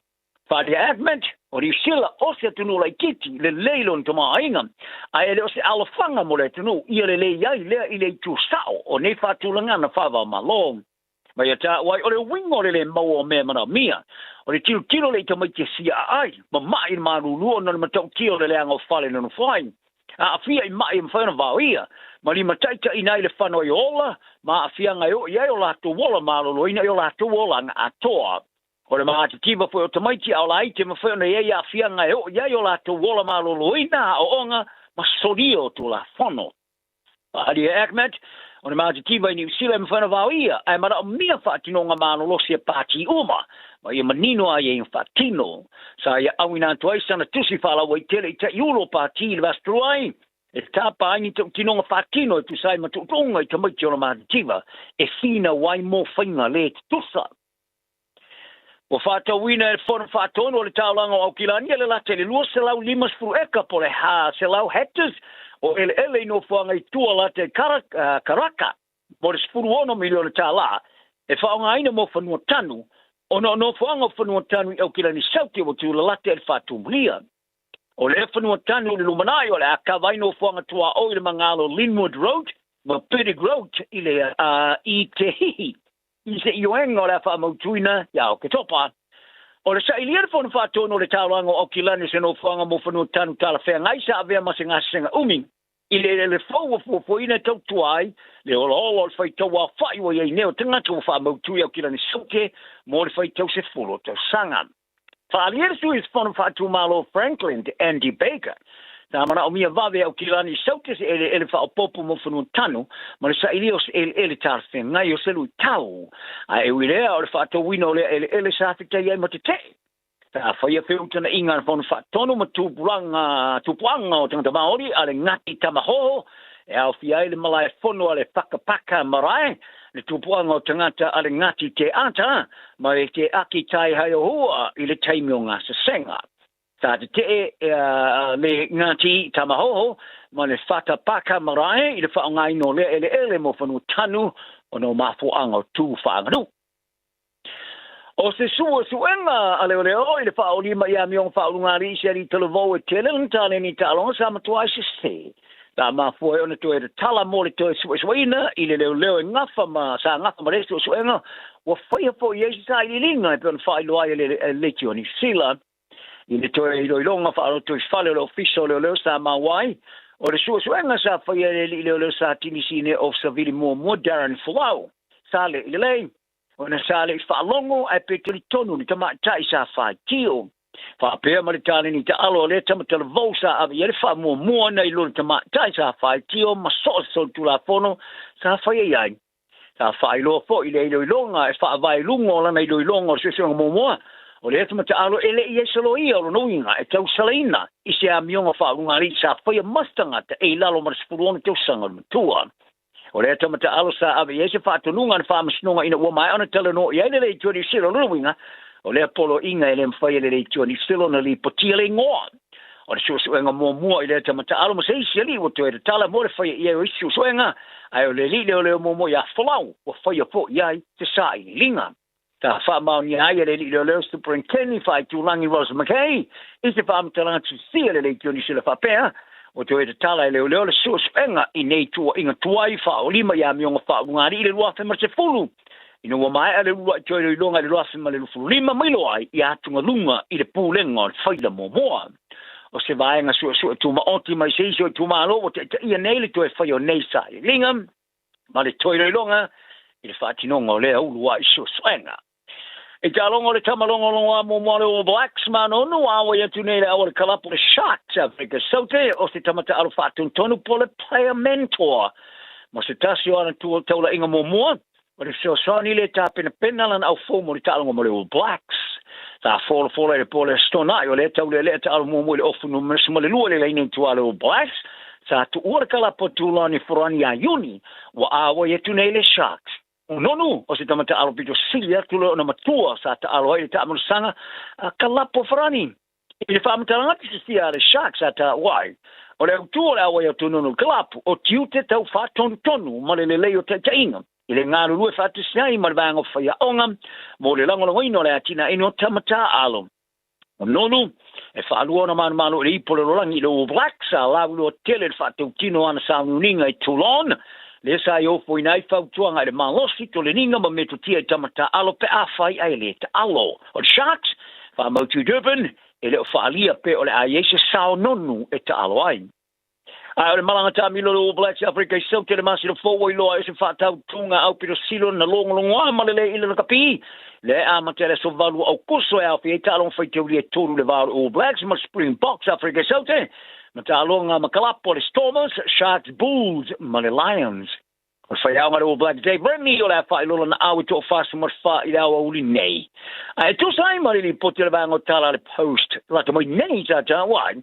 O le tamatalo Lucifo weti tonga Southland ma le awa le mana Pasifika ta roi nei se misi tu pota e loa. O le alfi e le fasa mar fa le awa le All Blacks. O le whiwhiri o le tama I ta aure se ta alonga whai tau ria lusu tau tau sanga, o no le maro si telo le tamoi ma le polo ma le leo lan ta alo pui. Le poti ai o wha ai lo ai le nau ta ingo rengi, e avere tau matenga I le tama o I loa le kapiteni a Addis Abeba, ma ne whai a onga o le ta alo pui le All Blacks wha alonga tana umanga, e peo na lai loa. Ina le tai loa, mai le taimi a o iai i le moana Pasifika. Mai le isi tūla wasa tā se mane wasai ni nea le kalapua ka pia le Queensland Radio le tau le televo mai New Zealand e spurona tau stanga i a kea tawhea. Mo le whea ngai ngai tolu tau stanga i a ki na ailana tāne ni na kapi. O le ata mai lua te si mai o wha mika le umi. Mai le aonga ale the Southport School e umi atu na i lolo kai to lua le awale Wallabies. Le sa ta alo le ta longa ma Italia wha ngore vai so o mawai. O te whea walo i ona sei ni ana whengainga ma le Reds mo le whengainga ma le Union whengainga ma le Union laka pia Queensland i le whainga pa anga lea ma le laka pia Australia. O whātangai oi a ngā ia i luma o se tamata alo laka pi i le porotalame o le mawalunga o whātino ngai Barrymore. O le mea e mau whai o te whea e whato a mua se i lunga i te lainga out. Mo se te mua i te usanga te luainga. O le tama onga te usanga sutasi i se e vai o le rapa po e stase fulurima. Sa ola mai le laka piliki. O le ua iesi tūlanga e mau oisana ta alonga mua mors fulurima whiripiria le awa le TSS. Mai le no fōle au whaale o leo le tamo sanga kalapu Queenslandi. Sa whaari ai le tamo televo. E tele se mea ia ona ia o ino le kapi a e kilo ia te ia whape o leisi fo ia lo sa mo lau lua tino maulunga le Wallabies Will Skelton. Mai he ta wai stasi ona miti o le malanga ma ta alo le kapi. Ta whea sa whaase e atu kou coast mai au kilo ni neos tama televoris futolo tau sanga ma vave ona si tia le leo lan ta alo i our Sunshine State. Tala na le yasa ia per file mu le tunu manui e lava toi tulao so. Faiste fo fuanga i tā pena e lau ainga mō lo longa. Tala noa i lau ainga i le mea e whai pe asi i tia le vai au ta fōlo fale. Tu au me tā ua e se no fuanga saunga le mu, ma whao ngā se a fianga o lo longa o tuanai. E whai ma le sona o le ona toi tu lai mai o ia fianga i lau ainga. Tanga i ane i le Auckland Flood Viewer a le Auckland Council i lunga o upenga te whailangi. O lo saunga le mu i taimi o lo longa mamafa. O lo o yo lava lima. Ua na o le Radio Samoa se furulima iwa toru a mo e tautuaina o e ilangu ngana fitu aso le vai aso. Au kilani i saute, o sa ili se Samoa o e malo ai. O le Enterprise Motor Group manukau o lau fale ta vale fa moe moina. E tele ta vale matango fie filfili mai ai. Tele le fisosoani o lau fai ngā luenga mo oe, mo se ta vale talafia ngai, su mai i le 5 Grey South Road i nei manukau. Asias fo i le upenga te whailangi enterprisecast.co.nz, pe wala au mai i le oval selau, 5 lua tolu wha. Enterprise Motor Group manukau, sa ili, filifili, ma ave loa lau tāwani. Ta lofa Samoa. O le whapito o le Best Bargains New Zealand Winter Mega Sale ua a mata i le taimi nei. O fi whātau sau telefoni fo. O lo maua le iPhone ma le Samsung lata mai. A mata mai le na o le lua 5 tā laid vai aso. Ai ala se se tino fo Lazy Boy. I le na o le lua 4 tā laid vai aso. Ma wae. Wa siria ma le lua 5 tau sanga le tau tua a le Best Bargains. Ta tala fitu aso. Vili mai loa i le o valu selau lua iwa tolu iwa. O valu selau lua iwa tolu iwa. Beta mai ana i le Facebook page a le Best Bargains. E ia inga whapito.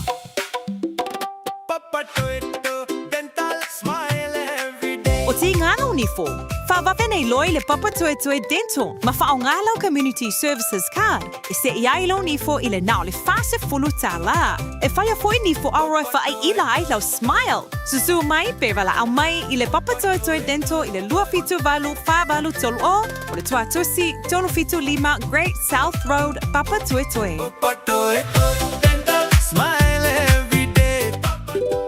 O e tau sa ili sino fuanga le leima saunga le mu a wale tau singa ma le au tau wina o lau tama.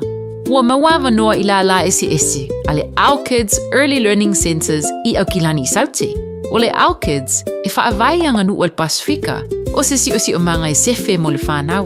O lo lātou sa ili a fo ini whai aonga Pasifika mo o lātou whale aonga i au kilani i saute ma Wellington. Mo le lesi talaina o lau tama, po se talu sanga i senga luenga.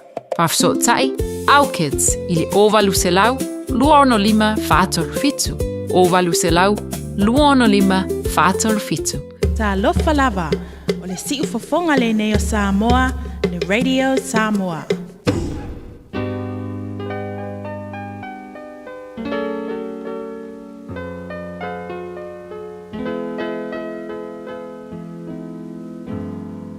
Faitauina le upo le poto no le tautua matavela linga Fusi and Sons Funeral Services i Mangele ma Samoa. I taimi o mawhatianga ma whaanoanoanga ona o le maliu. Mana tua linga Fusi and Sons malana au nanga o le a whaamama avenga atu mo oe ma le ainga. Wala au i le telefoni 255 tolu o fitu.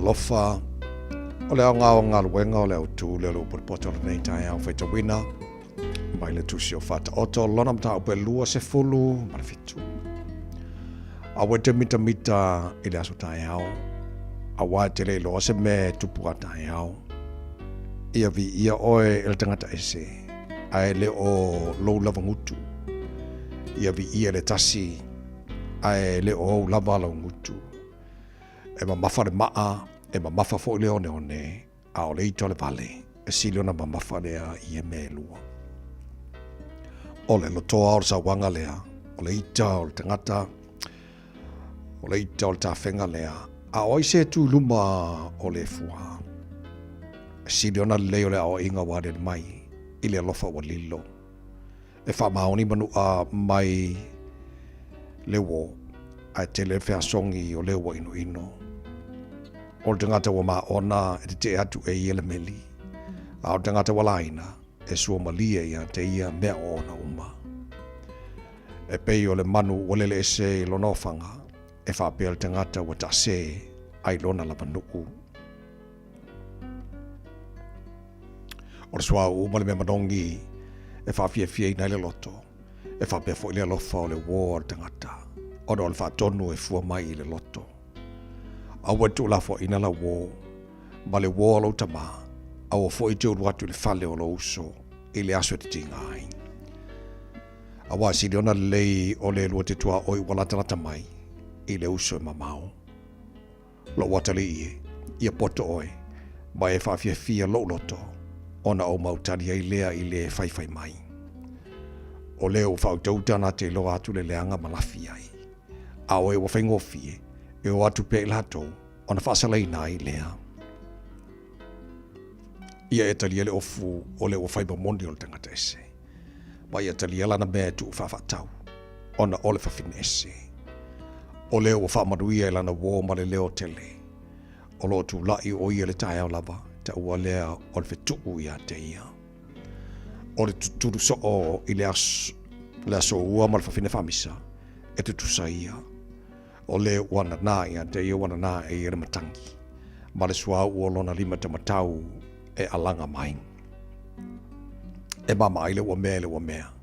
E whapea fo i on whaamawhana whana o le tangata i lana wō. O leo le mati, nā te ai lona fua. O leo ana fo i lona ali i e vi ia o ia. E pei ona whaafea ngai mate le vai. E whapea le loto o le tangata i le tas tangata. O tunga mauma le mala ia e le maona ia. O mata foi o tangata e le malia ia. O le ipu e tunua i le ario ma le o ngā umbe tunua i le auro. E whapea foi le tangata i lona vi inga. E ui lava ina e tu ima momo i le male le mea tu ia i le ipu e tu ia i mea. Whatasi marasai tu e tu ia. E le te alona balea i a te ia. Ia e matua i loa tino a mamoe. Ma e mafau fau i o lafu. A wai le whaavavaude o loa, e le o fo le pale, e le atupulanga ma le atupulanga.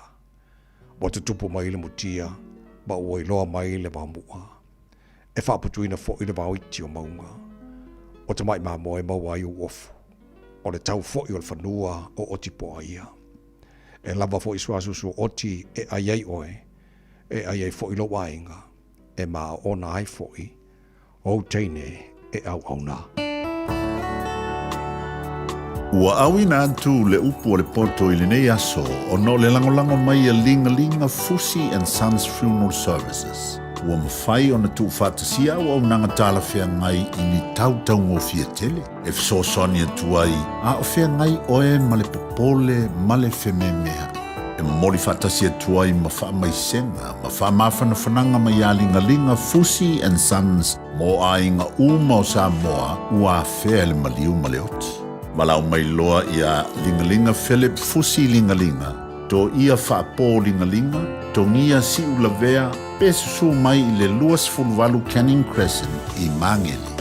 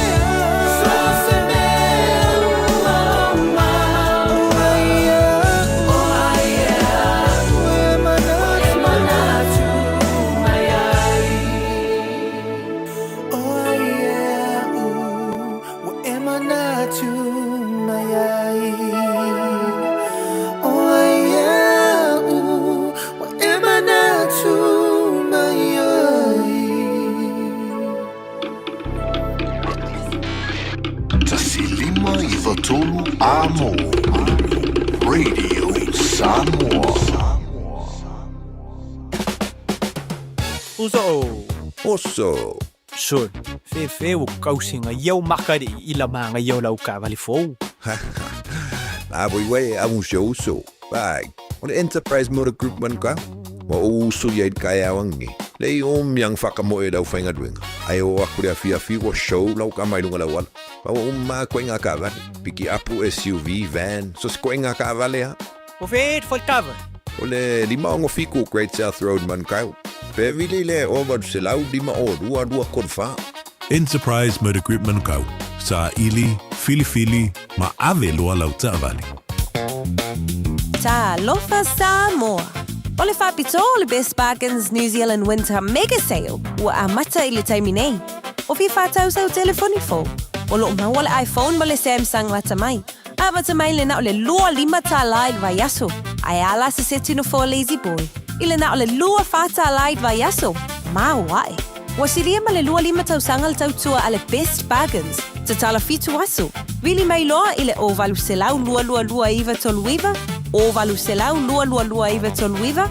Pe tamai ana I le Facebook page a le Best Bargains. E ia inga whapito. Le Shine Dental, susu mai I le lata o whalefou. Wa te le ma matango fie. Il whaia fōle siaki au o loa, whaapele ni whawhampi e tasi. Moe wa le stala mai o fau mai I le Shine Dental, I le nao le lima selau I waiva tāla. Whaia fua quotes mo le wins ma le ACC, patasi ai ma le whai fua o tong fitinga, moe sful waluto sanga ngai lalo. Le Shine Dental, hawhia mai loa I le lima fituwha Great South Road Manukau. Telefoni lua fitu ono whawha, lua fitu ono whawha. Shine Dental, your smile, our passion. E ia inga whapito. Malo whafteira tino la vai mōmana whawhongara nei teima le tai ao wha malo fo I whaftei tere la vai nei mātua malo la vai ona sa ile malu lua le tai ao ta pena nei whanau le onga la matanga nei vai yaso. Ta whai wa omara pisi ora kai ao relax. Mama koe whapupunga lo mara koko Samoa la anto e pōpōri. Maru lua so fo ia pesina mo mara peni no tia whau. A solo mona e fatata I le alofa e le mawhai e vai e tele na tine ia ese ole e wo I aso uma a ole uso I aso vai Now le Samoa, to il Samoa, fala verame. Ai fa ano, ai olo angala, a eita, uso tutuila, ua ela vita. Ai mai o Samoa I sisifo e mativa ai na ia oe lava mai falo maia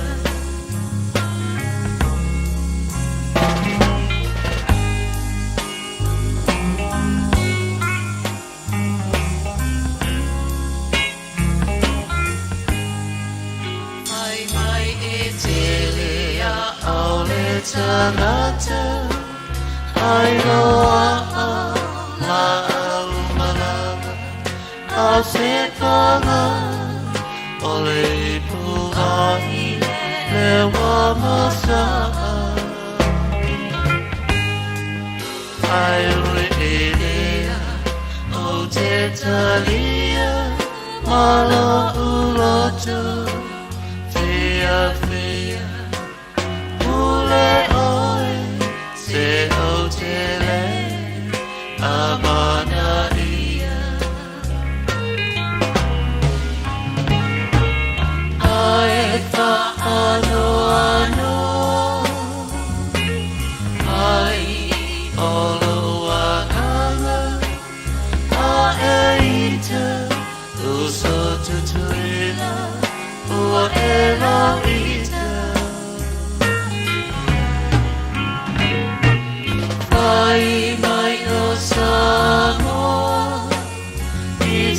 sifo e mativa ai ngalo ya oe oe lava mai whanu maina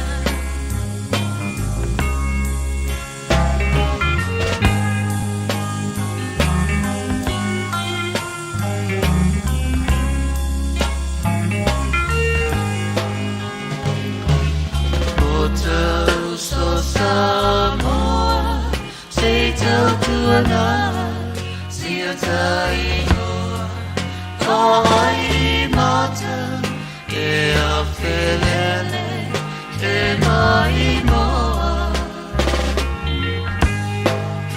E malo si mai le atua, ala tama poto, e fua o le ana e tau valea ai o matua ai pa ano ano ai o lo wangana a e ita uso tutuila ua e la vita Ai mai o Samoa, isi sifo, e mativa, ai ngalo ya oe, oe lava, wai whanu maina.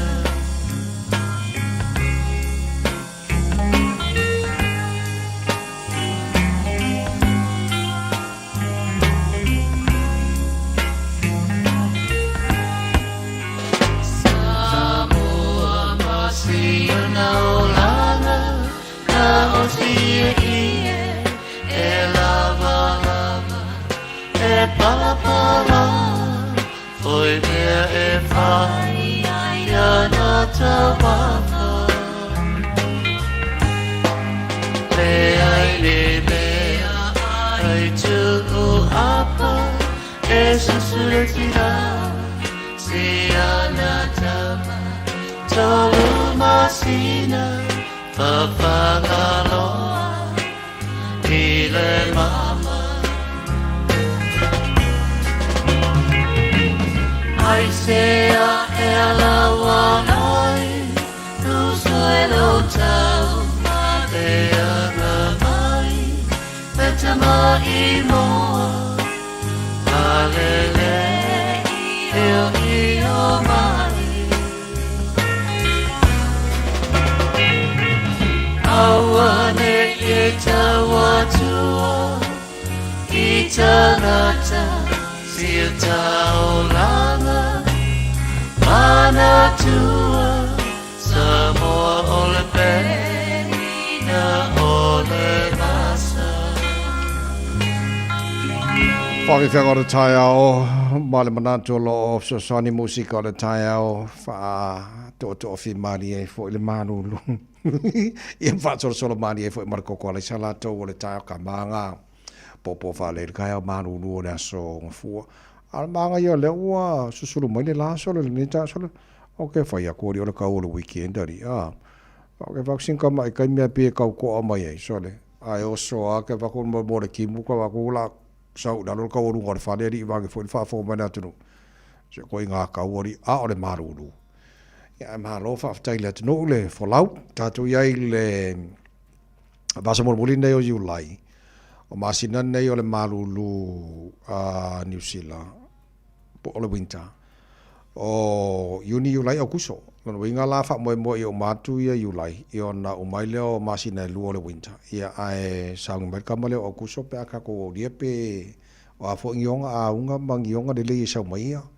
Ae tau sia i sau kama au kuso ma maisina tau ma whanwhana lai titim ka ko wha so solo kwa ia fo i le spring ia male so ka fefe i o le mea lea tātou a o lo fo i le maruru fo o ka fefe o ka maadili ia e o fo i le vevela o ma kua vevela fo ia o le longa po feo i le sa o ngila langi ia e sa o ila ia ok ia e mahanol fo lau o ka ko o le maruru ka ko o maruru i whapea ba ai e whamanatu O vasa mulmuli nei o le sei o la le tatu tusi e lua le mo Radio Samoa o songa ma le whawhiwhiri.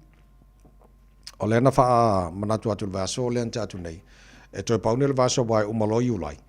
Ia ona mai alo fo ile o le tātou pa ule o lo whanga soro e limas fultana al tusi o tusi ia. Sa whaatau mai al fitus fultana al tusi, fitus fulu songa, fitus fulu whawhiwhiri. Ia o le ala ua pa ko ngel koru vai aso whanga soro ringa lai umalola le vaso ngei. Ia longo inga koe fo ila le tau ia le opeki o koe fo ia kua kaunga lai ki aku tātou tusi le na ae. Whaonga mai le manoa mo neve yaso. A whapea nei le whatauina sau tusi ia oranga o le vangoa ngā mo oe whatauila tusi ngā o le official Radio Samoa e ma whai ona mau oi tātou tusi na numere toru pātoru sifurona Hobol Avenue Manukau ia o le afo i lesi vaenga peia o le mwhaina oka online Radio Samoa shop at radiosamoa.co.nz ai saki fupe ai mana ero sa walewan mai pe ngei kako ofisai le manga yetu suru mau le lai ki sau ke vai mai fo le ora mako pi kongu ia ma fa ka ko so ku si fa mon o tatu tu sina lo avno mo le tau ngofi i le vas mon muril nei o titi lo to le ina i fo malo le atu sa update mal tu lango ia talonga al Commonwealth fo i o le famo mal talonga le na si ia stasio alo Samoa ia tafi farba onos for lima kg o le sisi o ngā mea mafa. O le lafa mai e afo i lona fitu. E afa alba tafi, falba. Ok. Ia o le tulangana na iai. So o le te le afo isi alo Samoa le i o le taimi o lato fo ia talonga sisi o ngā mea mafa. Ia manisi o talonga o matamata i le tasial tamatonga le na maenga o whaipilenga. Ma i fusuara konga le asori. Ma aloe langa fusuanga mo motele toi ma watu la isi ana fusuanga kwa maanga i al fusuara kasole. O ai fo le ngorkam po just tonga ia le ngorkam sorry. O le mokwale le al fusu. Tasil tamafiti no matamata lana fusuanga whaia inga. Ma na il fusuara le lavale maangava.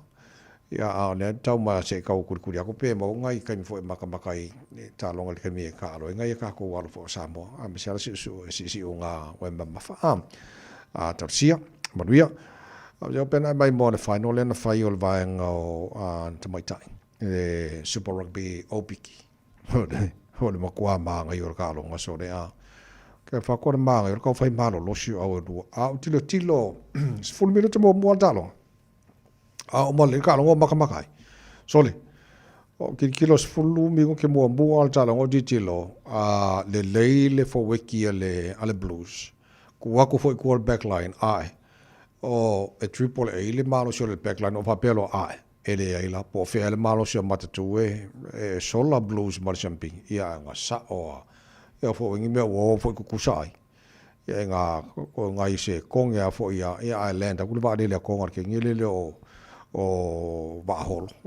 holo e poile so cafe feri ang malo ka ko blues ya mo tato lo kala ske ke mo le piko ngure self e fa malo ruak o fa si malo lo si fo ia paula lo me ka ke mika yo a ka makai arga ko blues ka e o kilbe a na talo ngana sa ye le fa ngora na va so mole fa fo mana no malo fa tai fa ta sema nei tai au ya ngai musika fo ia so sang ya ku le maru lu kiro kai au pa pa fa singa sabali vadi e mal sul mo le lang ni tai au pe nani vale melena lino and saya dame Oats band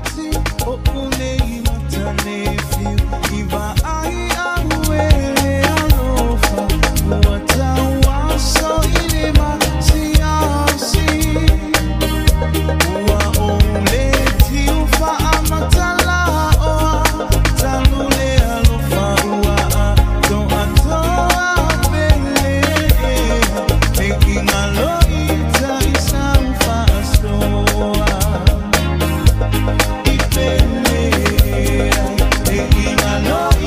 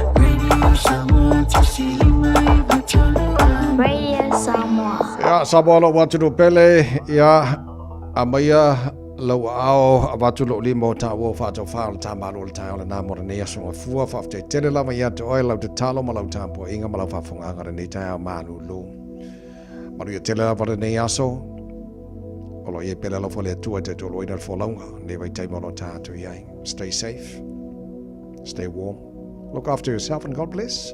To fa se fo.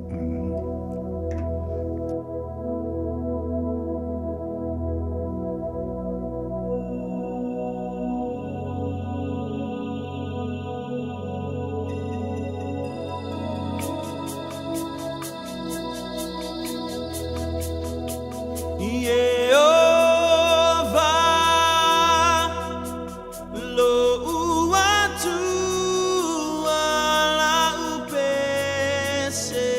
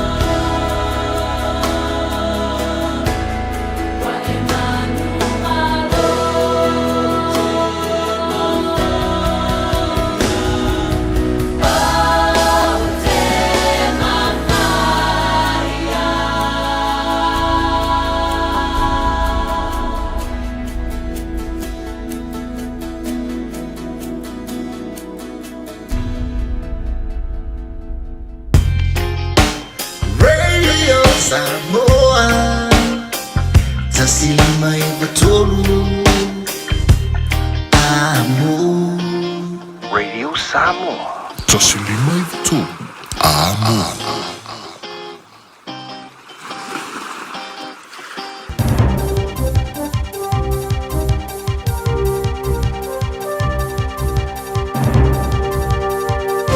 Patalo fat tapo ngale tunu lam tango lini vai aso tala mola no futapo mai o do tino de party le national ala to fa o poina so malo lo ave mo matua de tongi ma de lus fuono le tos vai aso pe a faia to feed filia o tal sanga ino for de party el to fa o ino le ainga fa tino por policy e fa tanga i matua ave na ordinai vai aso e po vai aso o mola to so malo lo le termina vai tassi fa de inga na ilo se matua o tasi avina uma ia so malo lo vai aso to fulu em fai matua uma to lu on ave fa tasi vai aso flulima e pe ave fa tasi vai aso fa ona ave le matua o tasi vai aso te fulu a se fulu lo vai aso avelisi pero mai lo ave mai lo fulu o matua e ia mo le lo fulu no vai aso so malo lo ave adi tongi Mare si luas fulu no vai aso malo lo ele tongia. O tal sanga ina ne national ye swing al fa poponga malo lo ia matu e fa popo le luas fitu. Ile vai aso le teu sanga e lua fe male fu fitu. Luas fulu vai aso le lua fe male fu valu. Ai le tols fulu vai aso le lua fe male fu iva. Sa fari alta ma ta minister tupe ne Glo Willis. O le ai nga fa tino fa fu ina ia so malo lo mo matu e ave at toi e langolango ai ainga. Ora te mere o fai tio ina te taile partila after David Seymour. Ia tua inga sa fai Nicola Willis of up there. O partila after Mali New Zealand first.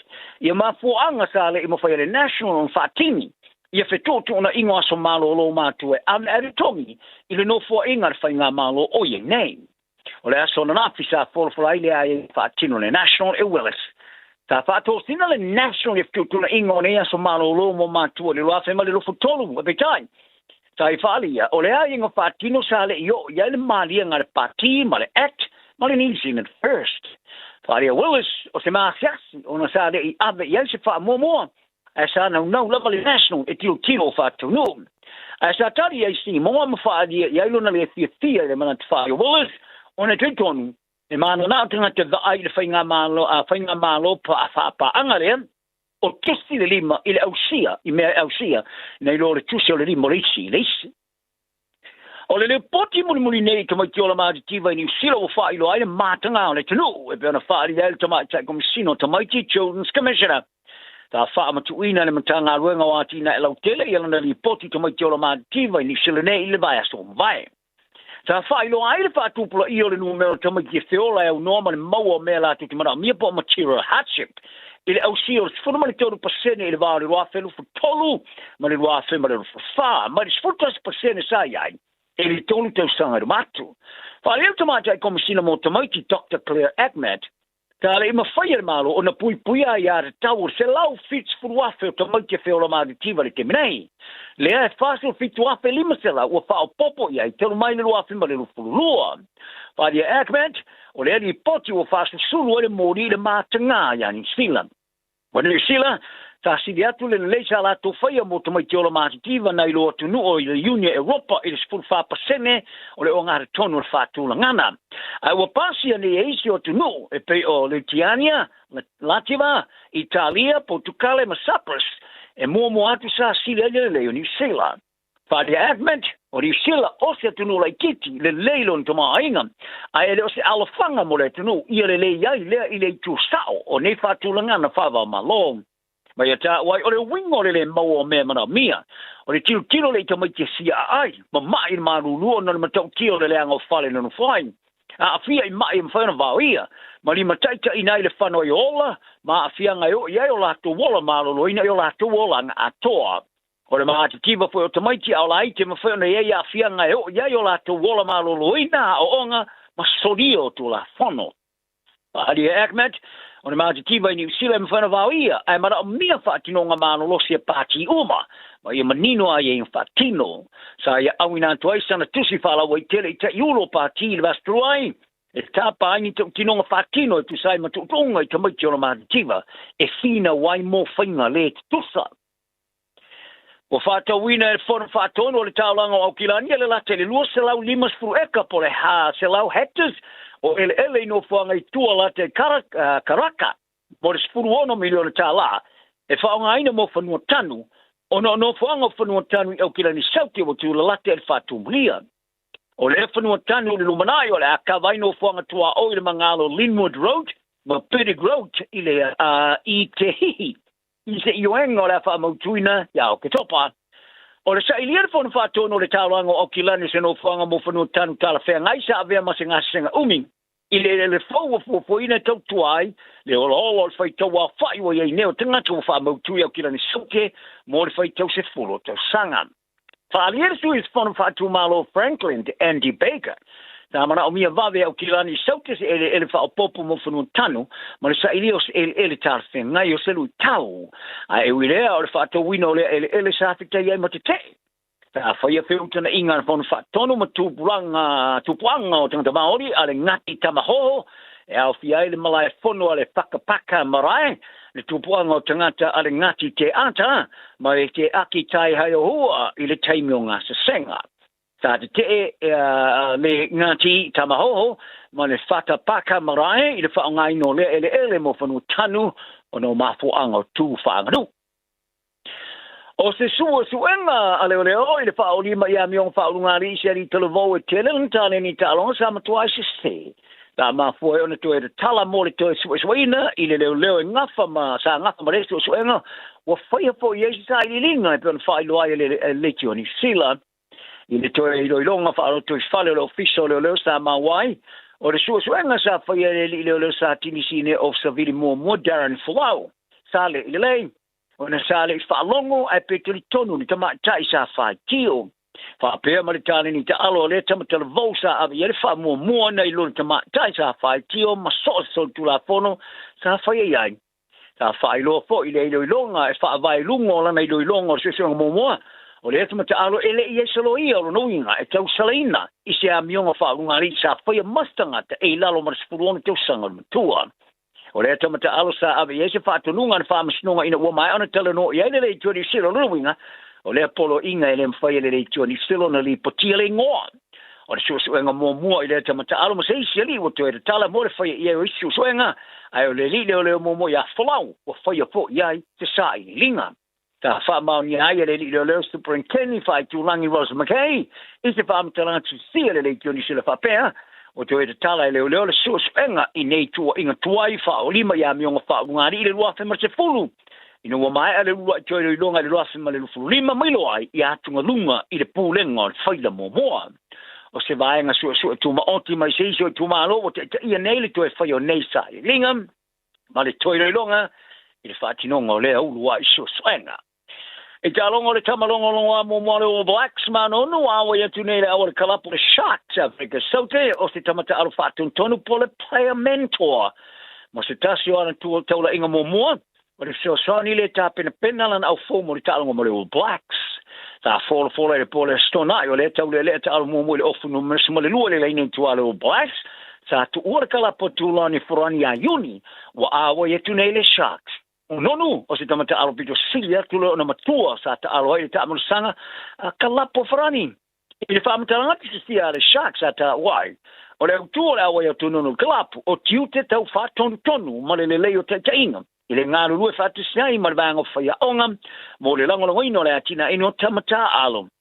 O nonu e whaalua na manu le ipo le rolangi le o Blacks a laulu o tele le whatu tino ana sa uninga I Toulon. Le sa yo foi nai fautuanga le malosi to le ninga ma meto tia tamata alo pe afai ai le te alo. O Sharks fa mautu Durban e le faalia pe o le aiese sao nonu e te alo ai. Ai o le malanga tamilo le Blacks Africa I sau te le masi le fōwai loa e se whatau tunga au piro silo na longolongoa ma le ila na kapi. Le amatele so valu au kuso e au fi e talon fai te uli e toru le valu All Blacks ma Springboks Africa sau te. Matalonga makalapo le Stormers, Sharks, Bulls, ma le Lions. O whaiaunga le All Blacks Dave Rennie o le whai lola na awi tō whāsa mar wha I awa uli nei. E tū sai marili poti le vanga o tala le Post. Lata moi nei tata wai. O le tamatalo Lucy Foweti Tonga Southland ma le awa le Mana Pasifika taloi nei se misi tu pota e loa. O le awhia e le whāsa mar wha le awa le All Blacks. O le whiwhiri o le tama ili te aure se tālonga whai tau ria lusu tau tau sanga, o no le maro si telo le tamo i ma le polo ma le leo lan tālo pāpui pui. Le puti ai ua whaelo ai le nau ta ingo rengi, e awere tau matenga i le tama o i loa le kapiteni a Addis Abeba, ma le whai a onga o le tālo pui pui le All Blacks whaalonga tana umanga e peo na lai loa. Ina le tai loa, ma le taimi a o iai i le moana Pasifika. Mai le si tuola vasta ta semane vo sai ni ne kala puga pia le Queensland Red le tau le televo mai New Zealand es prona to stanga ya ke ya tafea. Mo le fenga ngai tolu to stanga ya tina island tani ni na kapi. O le ta mai lua te mal o fa mitele umi. Mai le onga ale the Southport School e umi atu na lolo kai to lua le awole Wallabies le sa ta alo ta longa ma Italia va ngora so o ma vai. O te whea walo i ona sei ni ana whengainga ma le Reds mo le whengainga ma le Union ma le whengainga ma le Union laka pia Queensland i le whainga pa anga lea ma le laka pia Australia. O whātangai oia e a ngā ia i luma o se tamata alo laka pia i le porokalame o le mawalunga o whātino ngai Barrymore. O le mea e mau whai o te whea e whato a mua se i lunga te laing out. Mo se te mua i teo sanga te luaing. O le tama onga tau sanga sutasi i se e vai o le rapa po e sta se fulurima. Sa ola mai le laka piliki. O le ua iei se tūlanga e mau oisa na ta alonga mua mors fulurima whiripiri le awa le TSS. Mai le no fōre au whaale o leo le tamo sanga kalapu Queenslandi. Sa whaari ai e le tamu televo. E tele se mea ona ia o ino laka pi a e tilo ia te ia whape o le isi fo ia lo sa mo lau lua tino maulunga le Wallabies Will Skelton. Mai ta wai stasi ona miti o le malanga ma ta alo laka pi. Te whea whaase e atu Gold Coast mai au kilo ni neus tama televo le sfutolo tau sanga ma vawe ona si tia le leo lan ta alo i awa Sunshine State. Tala nal le yas, iai per file mu le tunu, manui e lava, toi tu lao le so. Eva mai pea i the radio, kasi lima i wakolu a mo. Au ngā tele sunga mo, oh,